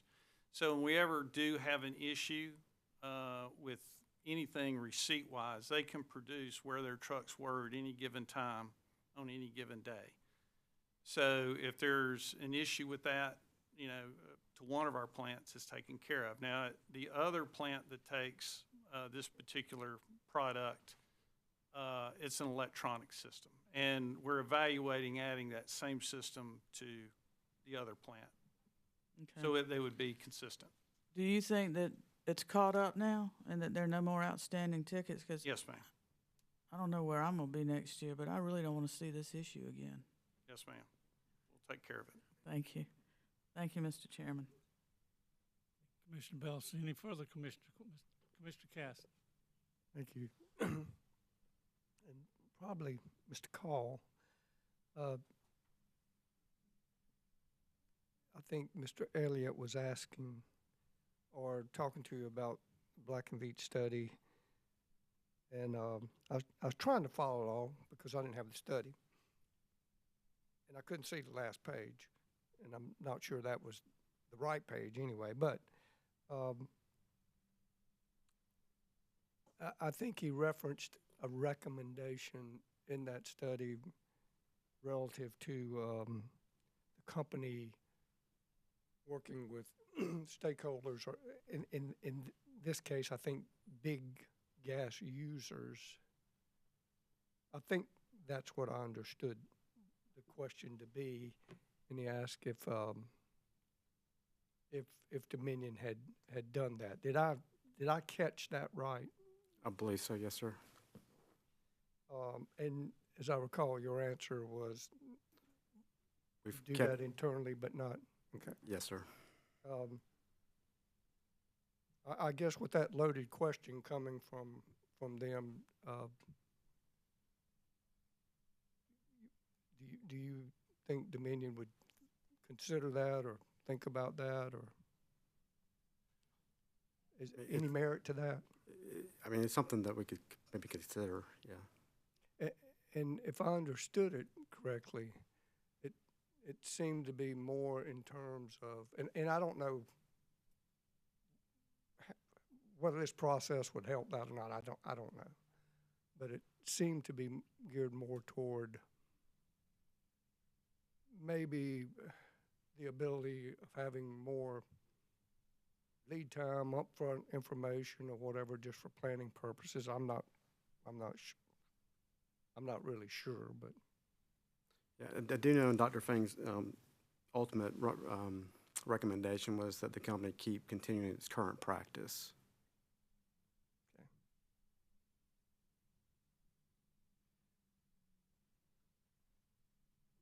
she covered it pretty good, so I have no further questions. Thank you.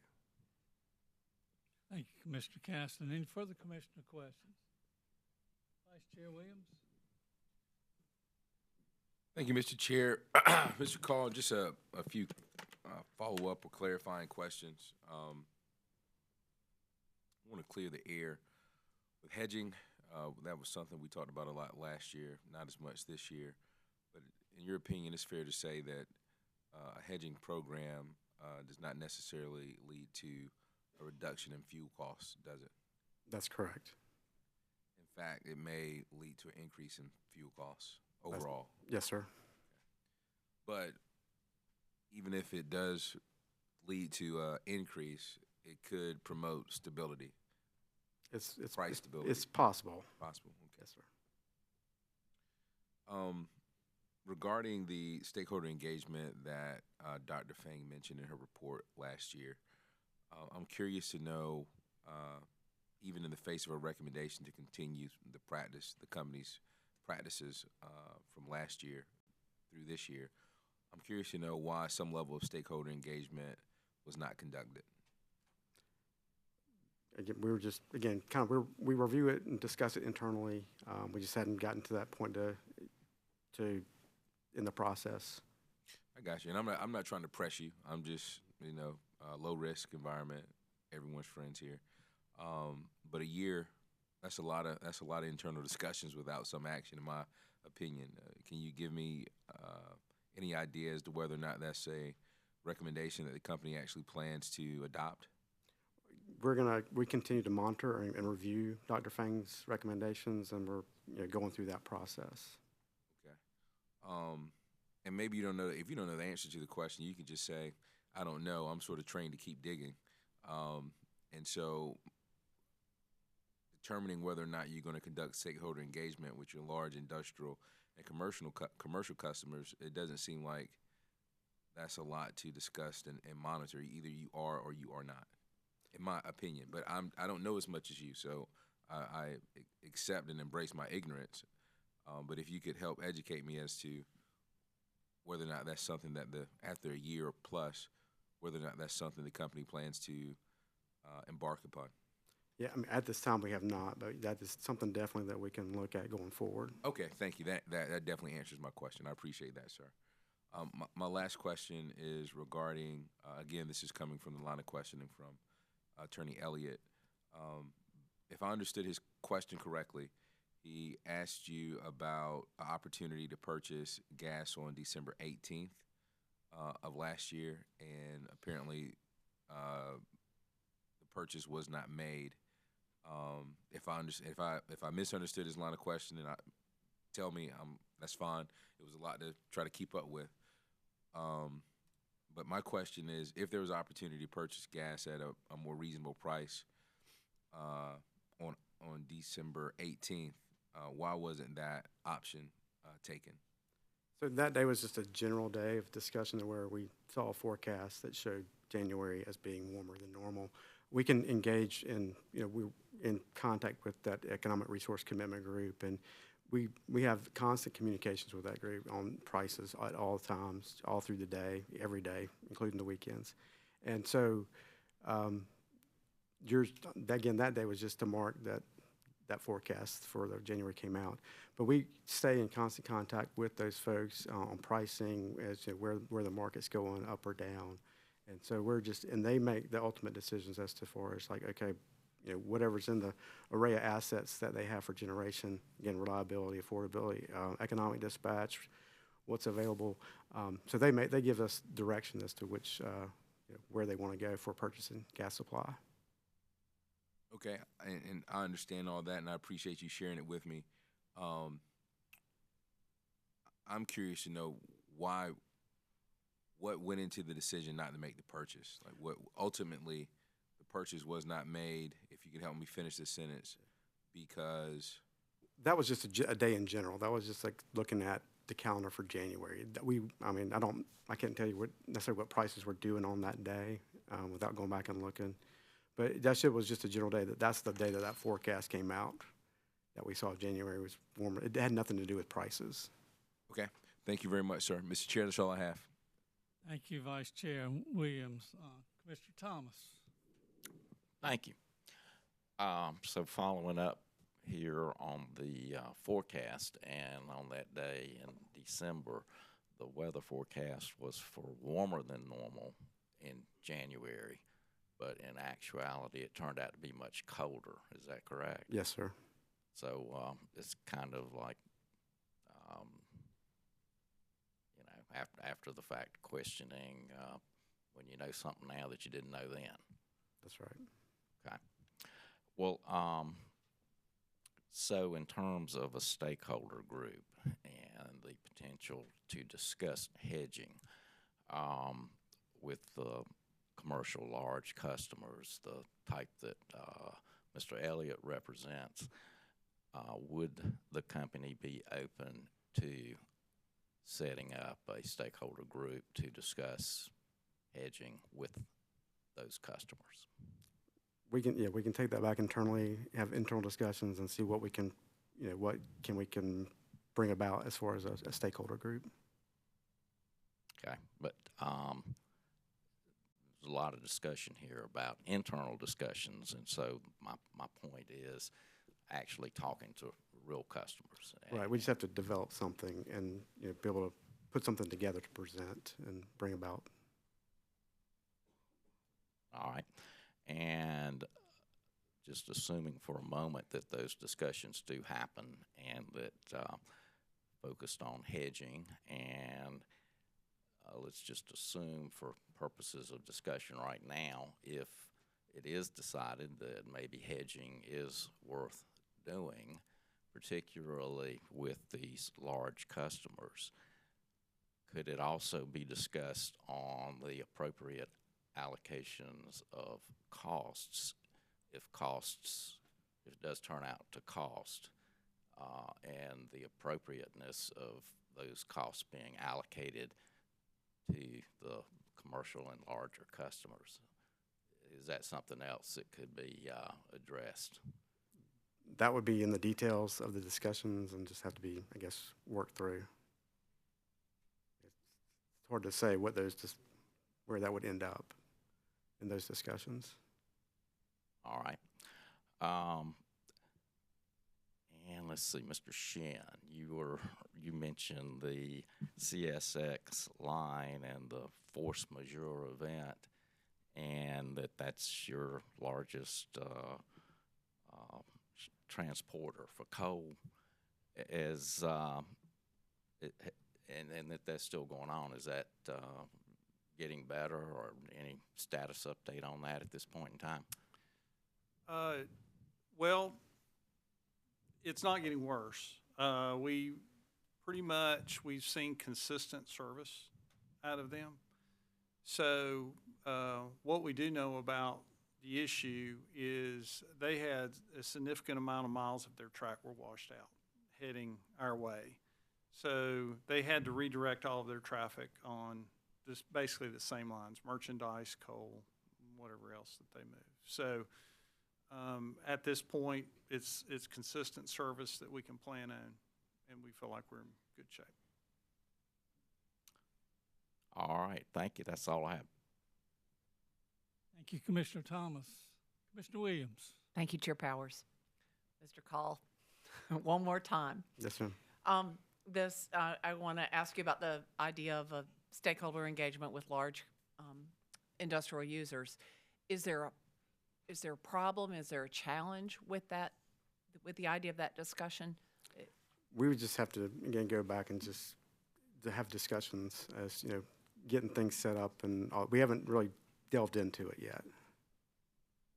So as we far would as you know, there's no problem with doing that? Well, I mean, we've just never set up, I mean, we've never had really any long discussions as far as, what that would look like or what that would include or any kind of the details of that. Okay. And the Economic Resource Commitment Group, who is on that?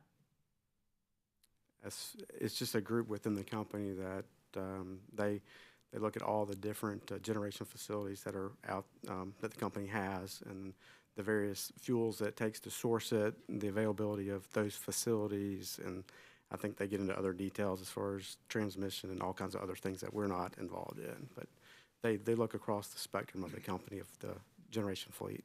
Is this all they do? Do they have the other roles within the company? I'm not exactly sure all their details, but that's our interface with them, is purchasing the natural gas supply. Okay. But they're, Mr. Dell, please.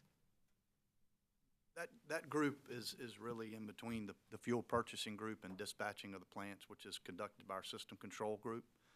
They look at the demand for power over the next few weeks to months.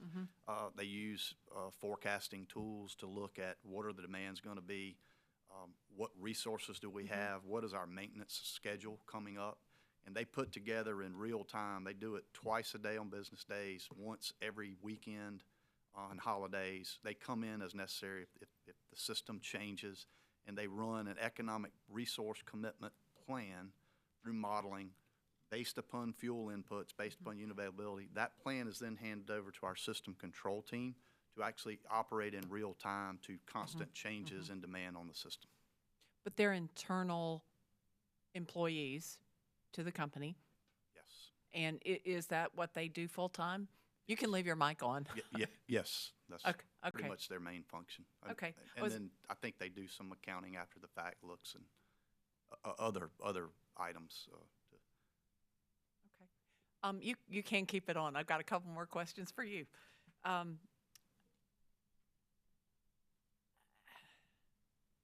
We may have covered it, but do you have anything you want to add, or you can summarize in terms of the impacts of Helene on generation stations?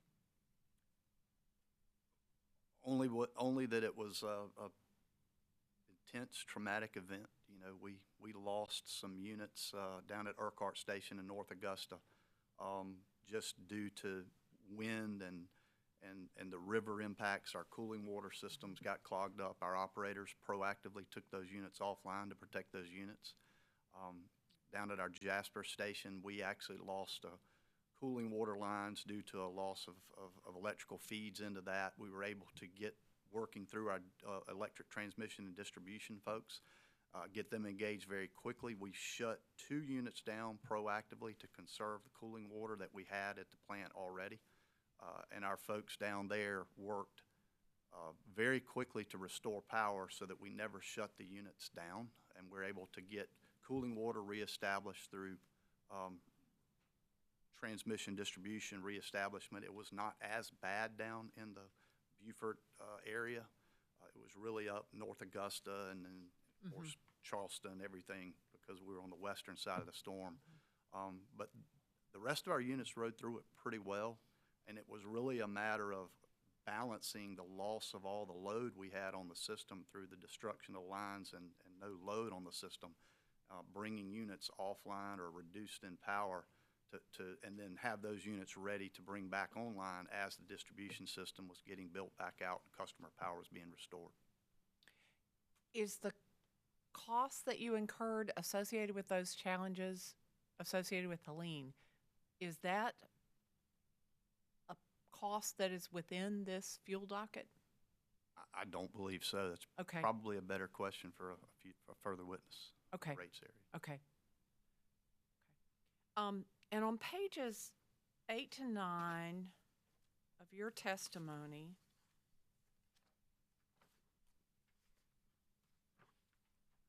lines 16 to 18, this is a curiosity question. You talk about forced outages and then the national average. And as I recall, the Dominion numbers are much better. Why such a difference?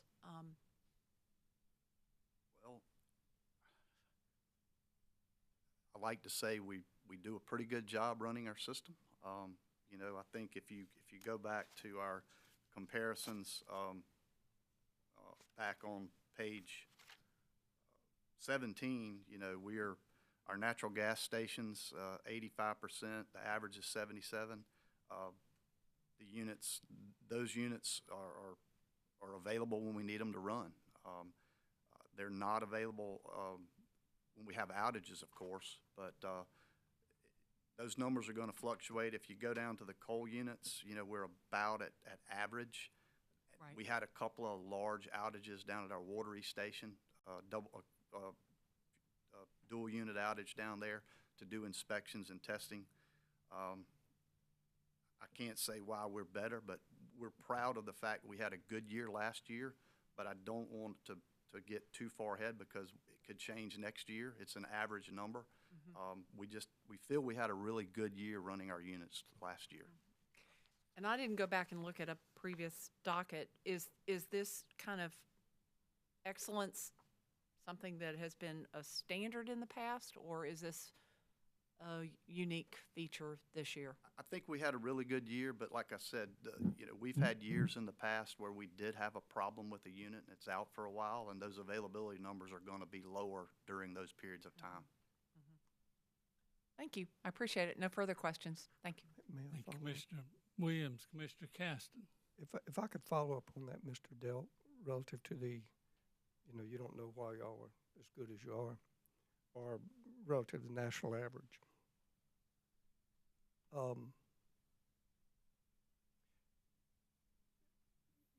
You have scheduled shutdowns and you have unplanned shutdowns, and I know no one likes unplanned, but relative to, I guess, the scheduled or perhaps considering unplanned, does the company, I know probably has some preventive maintenance process or plan that they use. Is there any predictive type maintenance based on,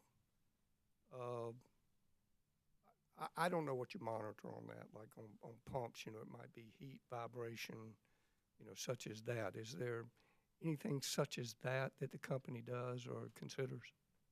Absolutely. We have an outage scheduling group that we look out for the next 10 years, and we plan our outages much like the nuclear plant schedules their refuelings. We know when we're going to have a major outage to rebuild the valves on the steam turbine. We know when we're going to have major overhauls where we're going to tear the entire turbine apart. Every time we have an outage, we look at components of the unit. We have Maximo work schedules that tell us, okay, we're coming up on a 5-year inspection cycle for this piece of equipment. You know, there are hundreds of thousands of pieces of equipment in the plant. And we have engineers, we have plant managers, superintendents, supervisors, all who focus on the performance throughout the year.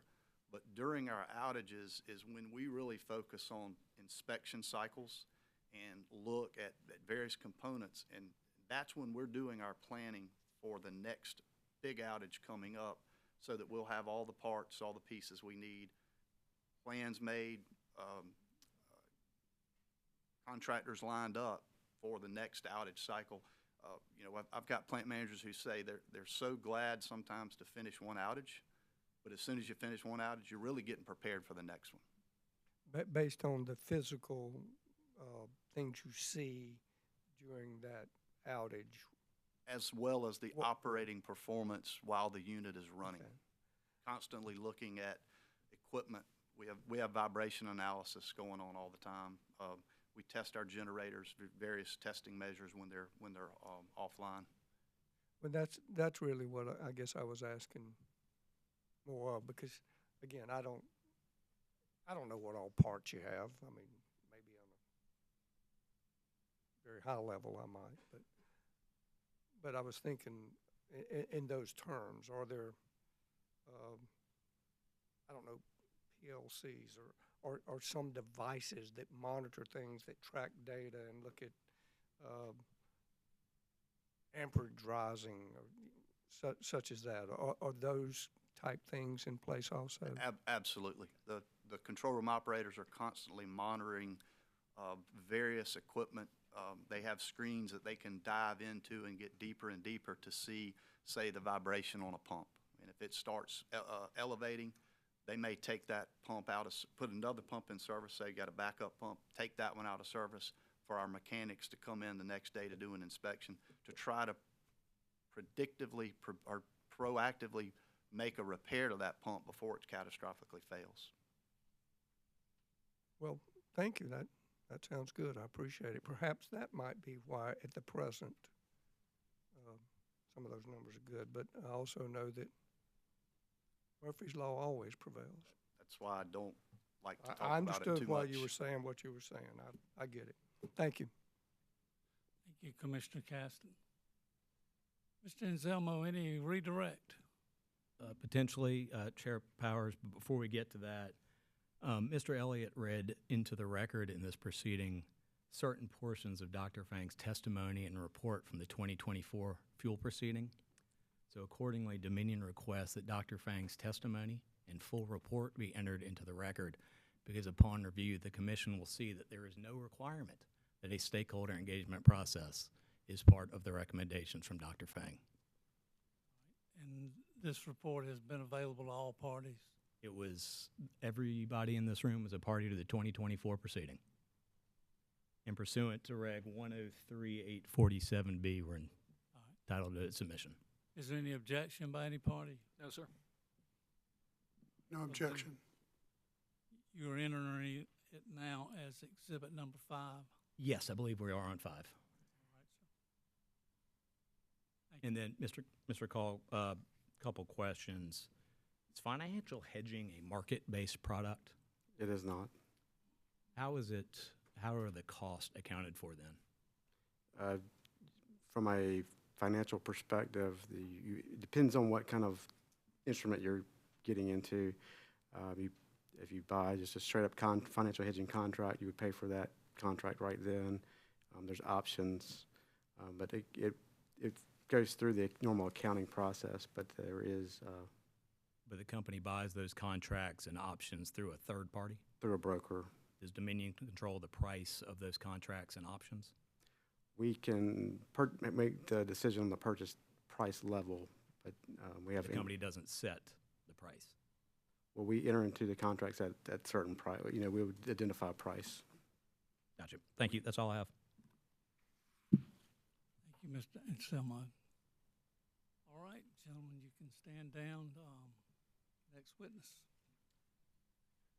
Sure. The company calls James Neely and Jonathan Farley to the stand, please. Thank you.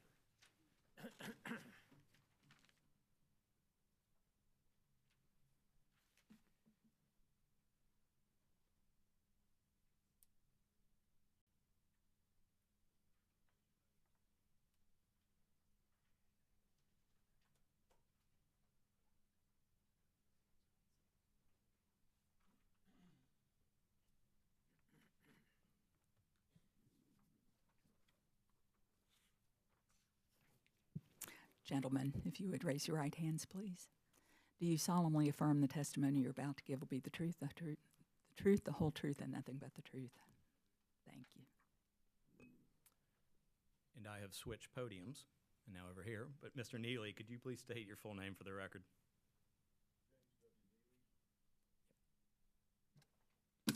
James W. Neely. By whom you are employed and in what capacity? I'm employed by Dominion Energy Services as an energy market strategic advisor for Dominion Energy South Carolina. And did you prepare or cause to be prepared under your direction 23 pages of direct testimony pre-filed on February 13th, 2025? Yes, I did. And do you have any changes or additions to your direct testimony? I have some...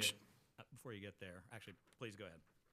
I have some changes to Table 2 on page 9. And as a demonstrative, just to facilitate the ease of these changes, I have it on the Elmo. I'll zoom And so on, in the column labeled 20-year levelized, the numbers on line 11, 12, and 13 need to change. The value on line 11 of 0.03342 should be 0.0343347. The value on line 12 that reads 0.003090 should have been 0.003095.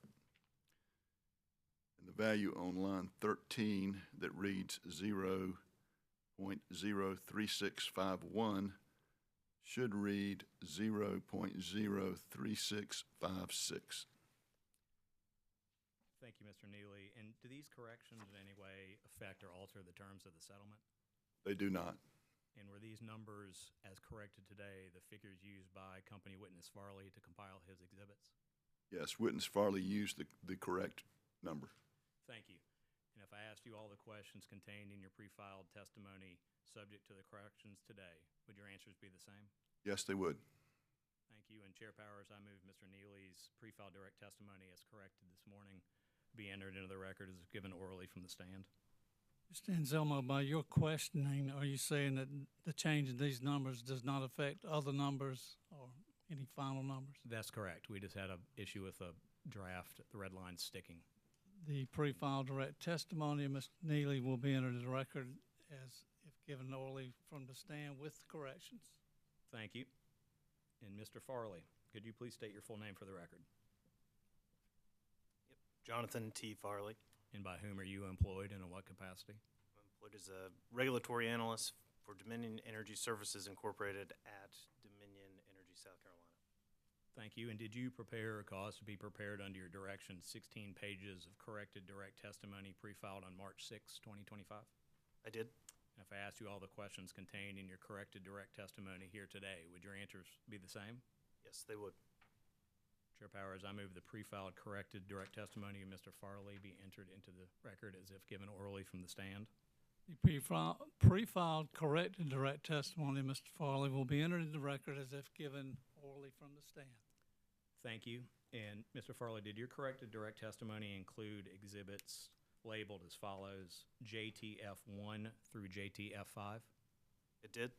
Corrected exhibits JTF6 through JTF11? Yes. And then exhibits JTF12 and JTF15? That is correct. Mr. Chair, I move that the exhibits just discussed and as attached to Mr. Farley's pre-filed corrected direct testimony be entered into the record as a composite hearing exhibit. I believe we're on 6. The pre-filed exhibits of witness Farley identified as JTF 1 through 5, JTF 6 through 11, and JTF 12 through 15 will be placed in the record as marked for identification and placed in the record as exhibit number 6. Mr. Chair, I'm sorry, I just want to make sure I heard you correctly. Did we describe those as corrected exhibits, JTF 6 through JTF 11? Okay, sorry, I was flipping pages. And those are corrected ones. Thank you. Yes, sir. Yes. Mr. Farley, have you reviewed the settlement agreement entered into between the company and ORS? Yes, I have. If approved, how would the proposed fuel factor changes in the settlement agreement impact customer bills for all customer classes? It's for a DESC residential customer using 1,000 kilowatt hours per month. The average monthly bill would increase in the amount of $7.10, or 4.80%, from $147.81 to $154.91, inclusive of revenue taxes. A DESC commercial customer with a 500 kVA demand using 150,000 kilowatt hours per month, the average monthly bill would increase in the amount of $1,067, or 6.07%, from $17,577 to $18,644, inclusive of revenue taxes. And for a DESC industrial customer with a 10,000 kilowatt demand using 6,570,000 kilowatt hours per month with a 90% load factor, The average monthly bill would increase in the amount of $46,647, or 9.61%, from $485,217 to $531,864, inclusive of revenue taxes. Thank you. And when would these rates go in effect if approved by the commission? The first billing cycle of May 2025. And what does the company ask of the commission on the settlement agreement? The company fully supports the settlement agreement and requests the commission approve the settlement agreement. Thank you. This panel is available for questions. Thank you, Mr. Anselmo. Mr. Elliott.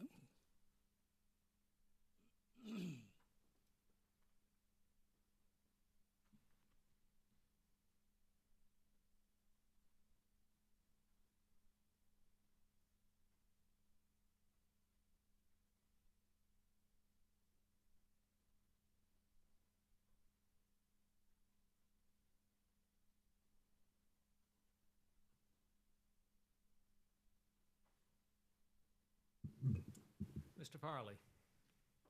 Yes, sir.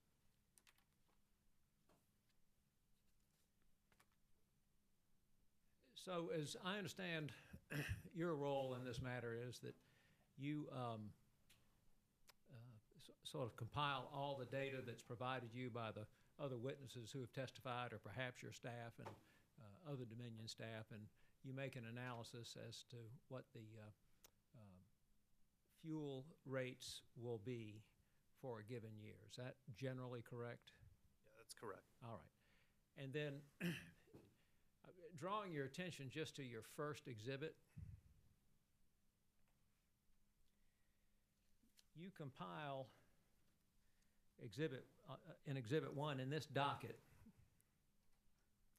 you compile a couple of data points here, if you will. First, you show on page 1 of 2, you demonstrate the actual fuel costs from January 2024, in this case, through January 2025, correct? That's correct. And then for your Exhibit 1, JTF 1, given the timing, I think, of your filing of your testimony, you forecast February, March, and April of this year, correct? That is correct. All right. Now, the flip side, literally, of that is if you turn to page 2, you compile a forecast for the period May 2025 through April 2026 of the fuel cost. Is that correct? Yes, that's correct. All right.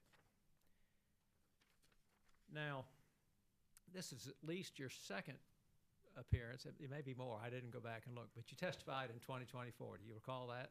Yes, sir, I did. All right. And you submitted a similar exhibit in that docket, didn't you? Yes, I did. All right. I want to talk just as briefly as I can, because numbers aren't my thing, about your existing exhibit in this docket, and I want to talk to you a little bit about this Exhibit 1 in the last docket. All right.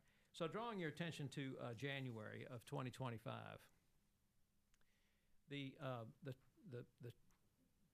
total under collection is $80,361,108, correct? Yes. And the under collection for December was $36,174,918, correct? That's correct. So the under collection more than doubled in that 1 month of January 2025, correct? That is correct. Now, let's stop there a minute, and I want to talk to you a little bit. By any chance you've got last year's testimony in front of you? I do not have last year's testimony. I didn't think so.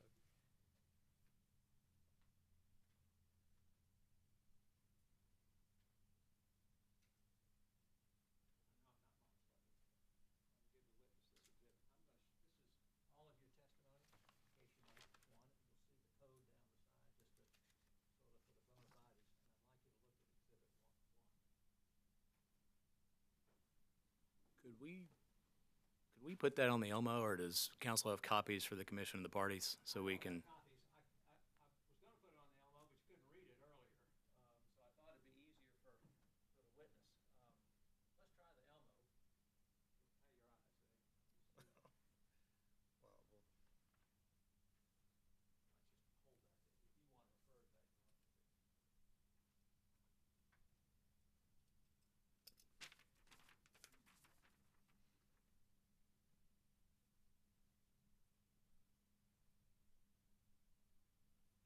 Can y'all all see that? It's not popped up here yet. We don't have anything yet. There it is. Okay, thanks. Now, Mr. Farley, can you either read it on the screen or on the wall or the screen in front of you? Yes, I can see. All right. Now, I'm showing you exhibit JTF1, page 2 of 2 from the 2024 02E docket. Looking at it, do you recognize it? Yes, I do. All right. Now, what page 2 shows is it's this forecast for the period May 2024 through April 2025. Do you see that? Yes, I do. All right. Now, what I want you to do is to first draw your attention to your forecast for January 2025.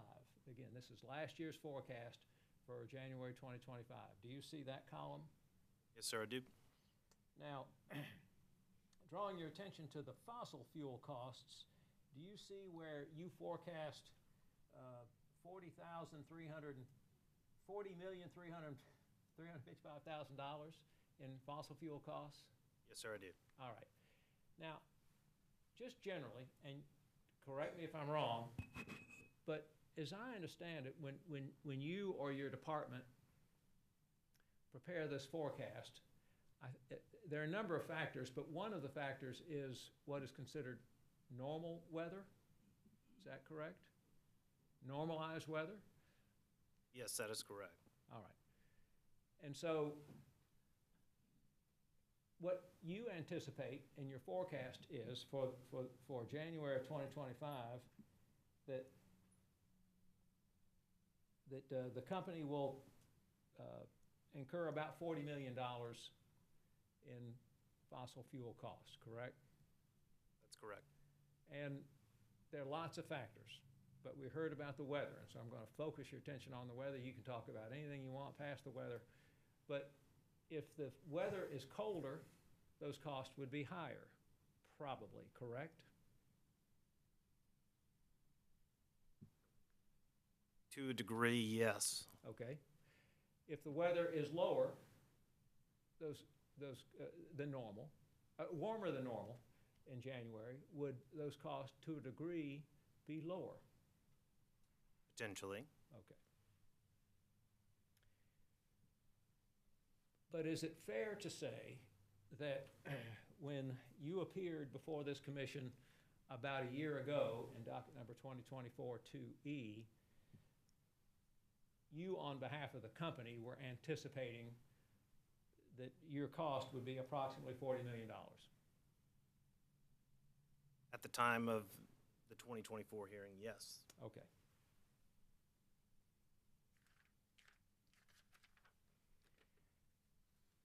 And I'll leave it there.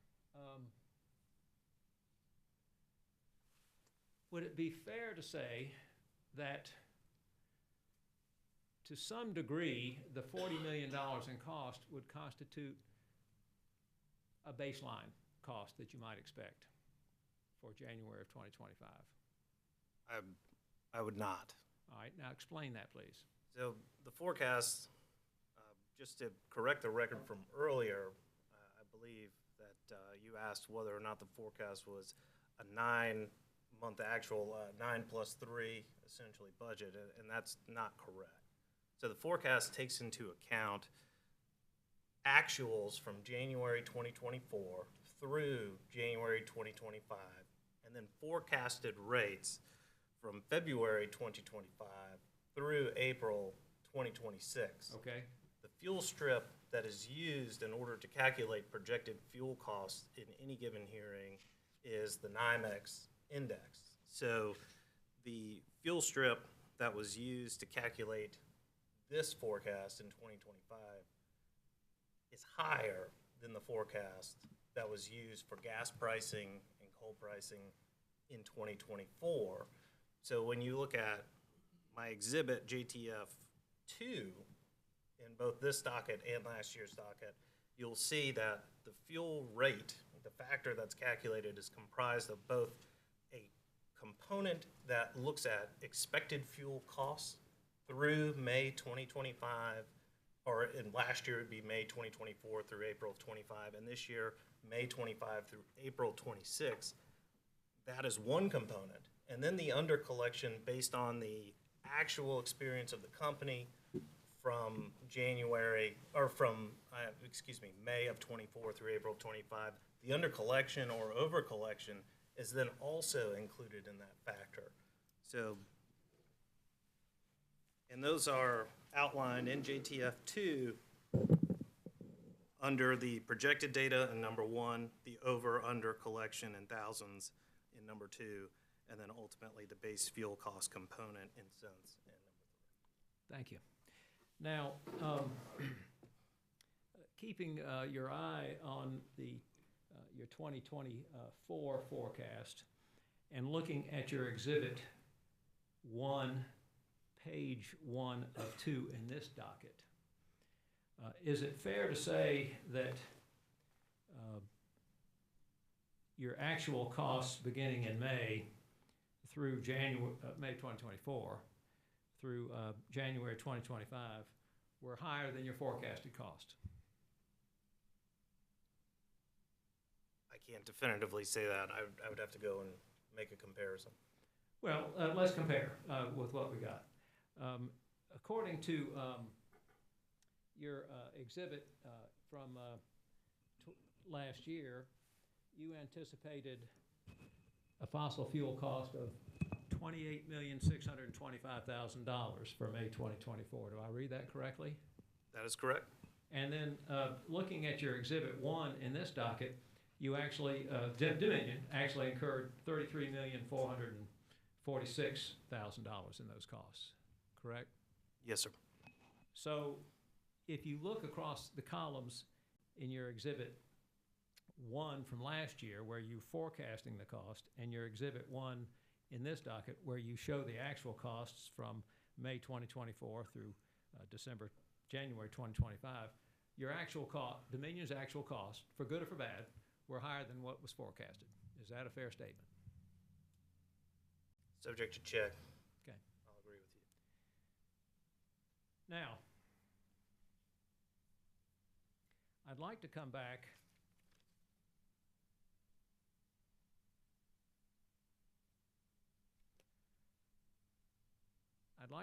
to this, to my line of questioning about your forecast for January 2025. Certainly it would be fair to say that given historical data, that Dominion would expect a certain base level of fuel costs for a given month. In this case, I'm talking about January 2025.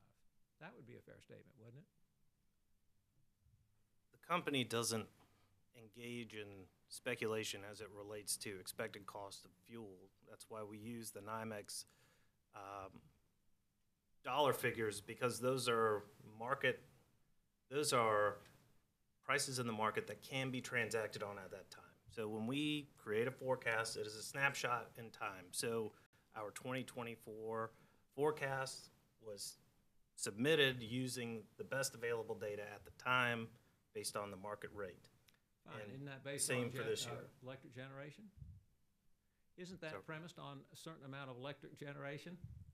That is correct, but in order to forecast what our fuel expenses are going to be, it's not purely looking at generation in the sense of a top-line number. We actually have to look at how our system is going to dispatch, and we model our system dispatch using fuel prices and fuel assumptions in order to model the most economic and reliable dispatch to serve that load. I take your point. Now, let's look at January of 2025. Your costs were, your costs were such that your under collection doubled, more than doubled in that 1 month, correct? That is correct. Now, we've heard testimony here today that as late as December 18, 2024, your company was forecasting warmer than normal temperatures for January. Did you hear that testimony? I did hear. All right. And so, did you hear Mr. Call testify that the company could have bought gas for January 2025 on December 18th of 2024 if it so chose to do? Did you hear that testimony? I did. All right. So,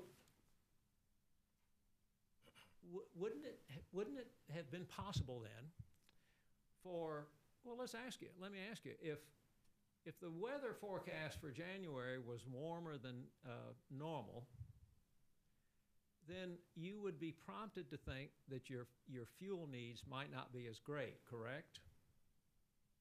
That is correct. Had it been colder, we would have assumed that we would need more. You're asking me whether or not I should have been able to know in January what the weather was going to be in order to. I'm not asking you that, Mr. Witness. You can testify you can answer that question from your counsel, but I'm not asking you. What I'm asking you is, so that on December 18th, the risk was greater that it would be colder than it would be warmer in January, according to the previous testimony here today, correct? Yes. And so somebody at Dominion would know, whether it's you or someone else in this room or somewhere else in town, that there would be a minimum amount or a baseline amount of generation that would be required during the month of January, given the information that the company had. Is that correct? That is correct. And so as a consequence, there would be a reduced risk in buying some amount of January gas on December 18 than waiting till January and buying it a day ahead. Isn't that correct? I don't purchase fuel on behalf of the company, and it's hard to speculate what the price would have been. I don't have any questions. Further questions?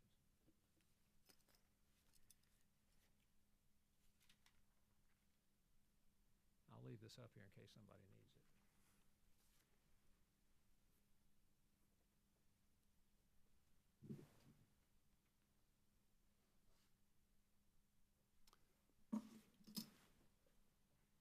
Is that all, Mr. Elliott?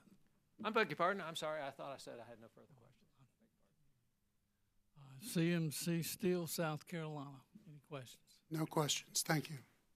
ORS. No questions. Commissioner questions. Commissioner Caston. Thank you. Good afternoon.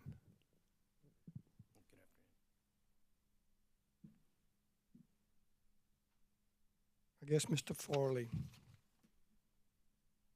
looking at that exhibit JTF, and the purchase power and interchange, is that the same as buying on the open market, power? Or? Well, so it's not just that.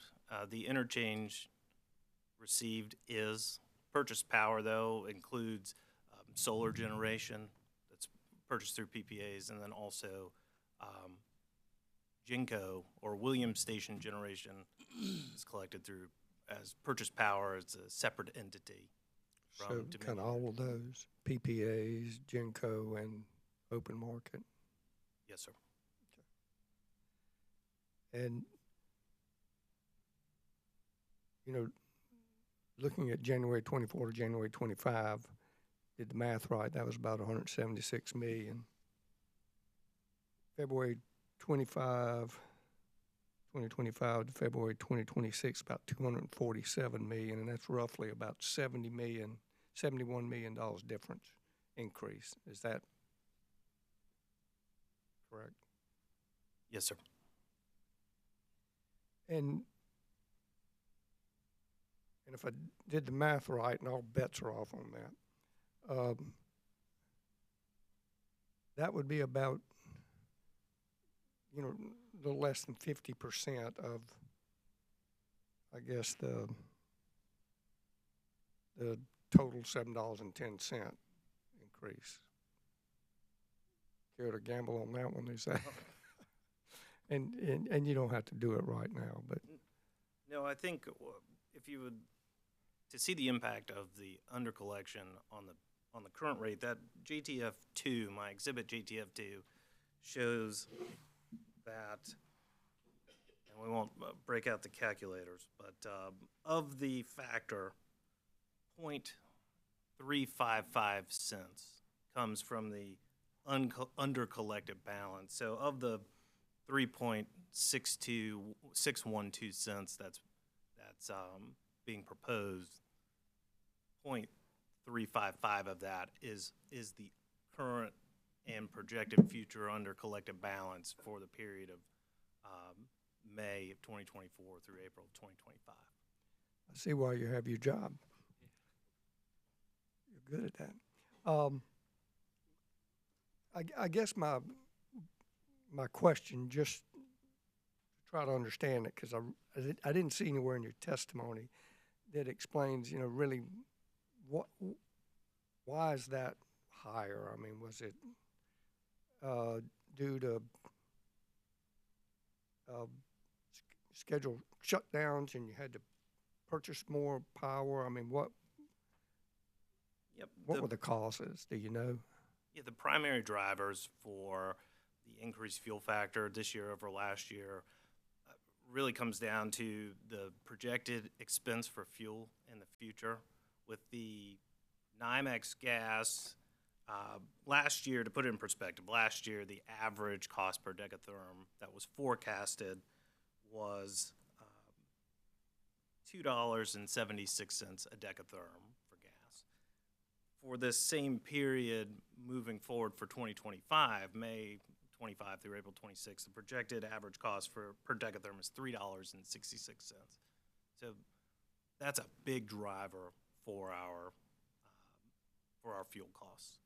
And then also that cold weather snap, that under collection, not to minimize it, it has an impact. And as you see, that under collected balance is factored into, is put into the factor in order to collect the under collected balance as part of the, through the next review period.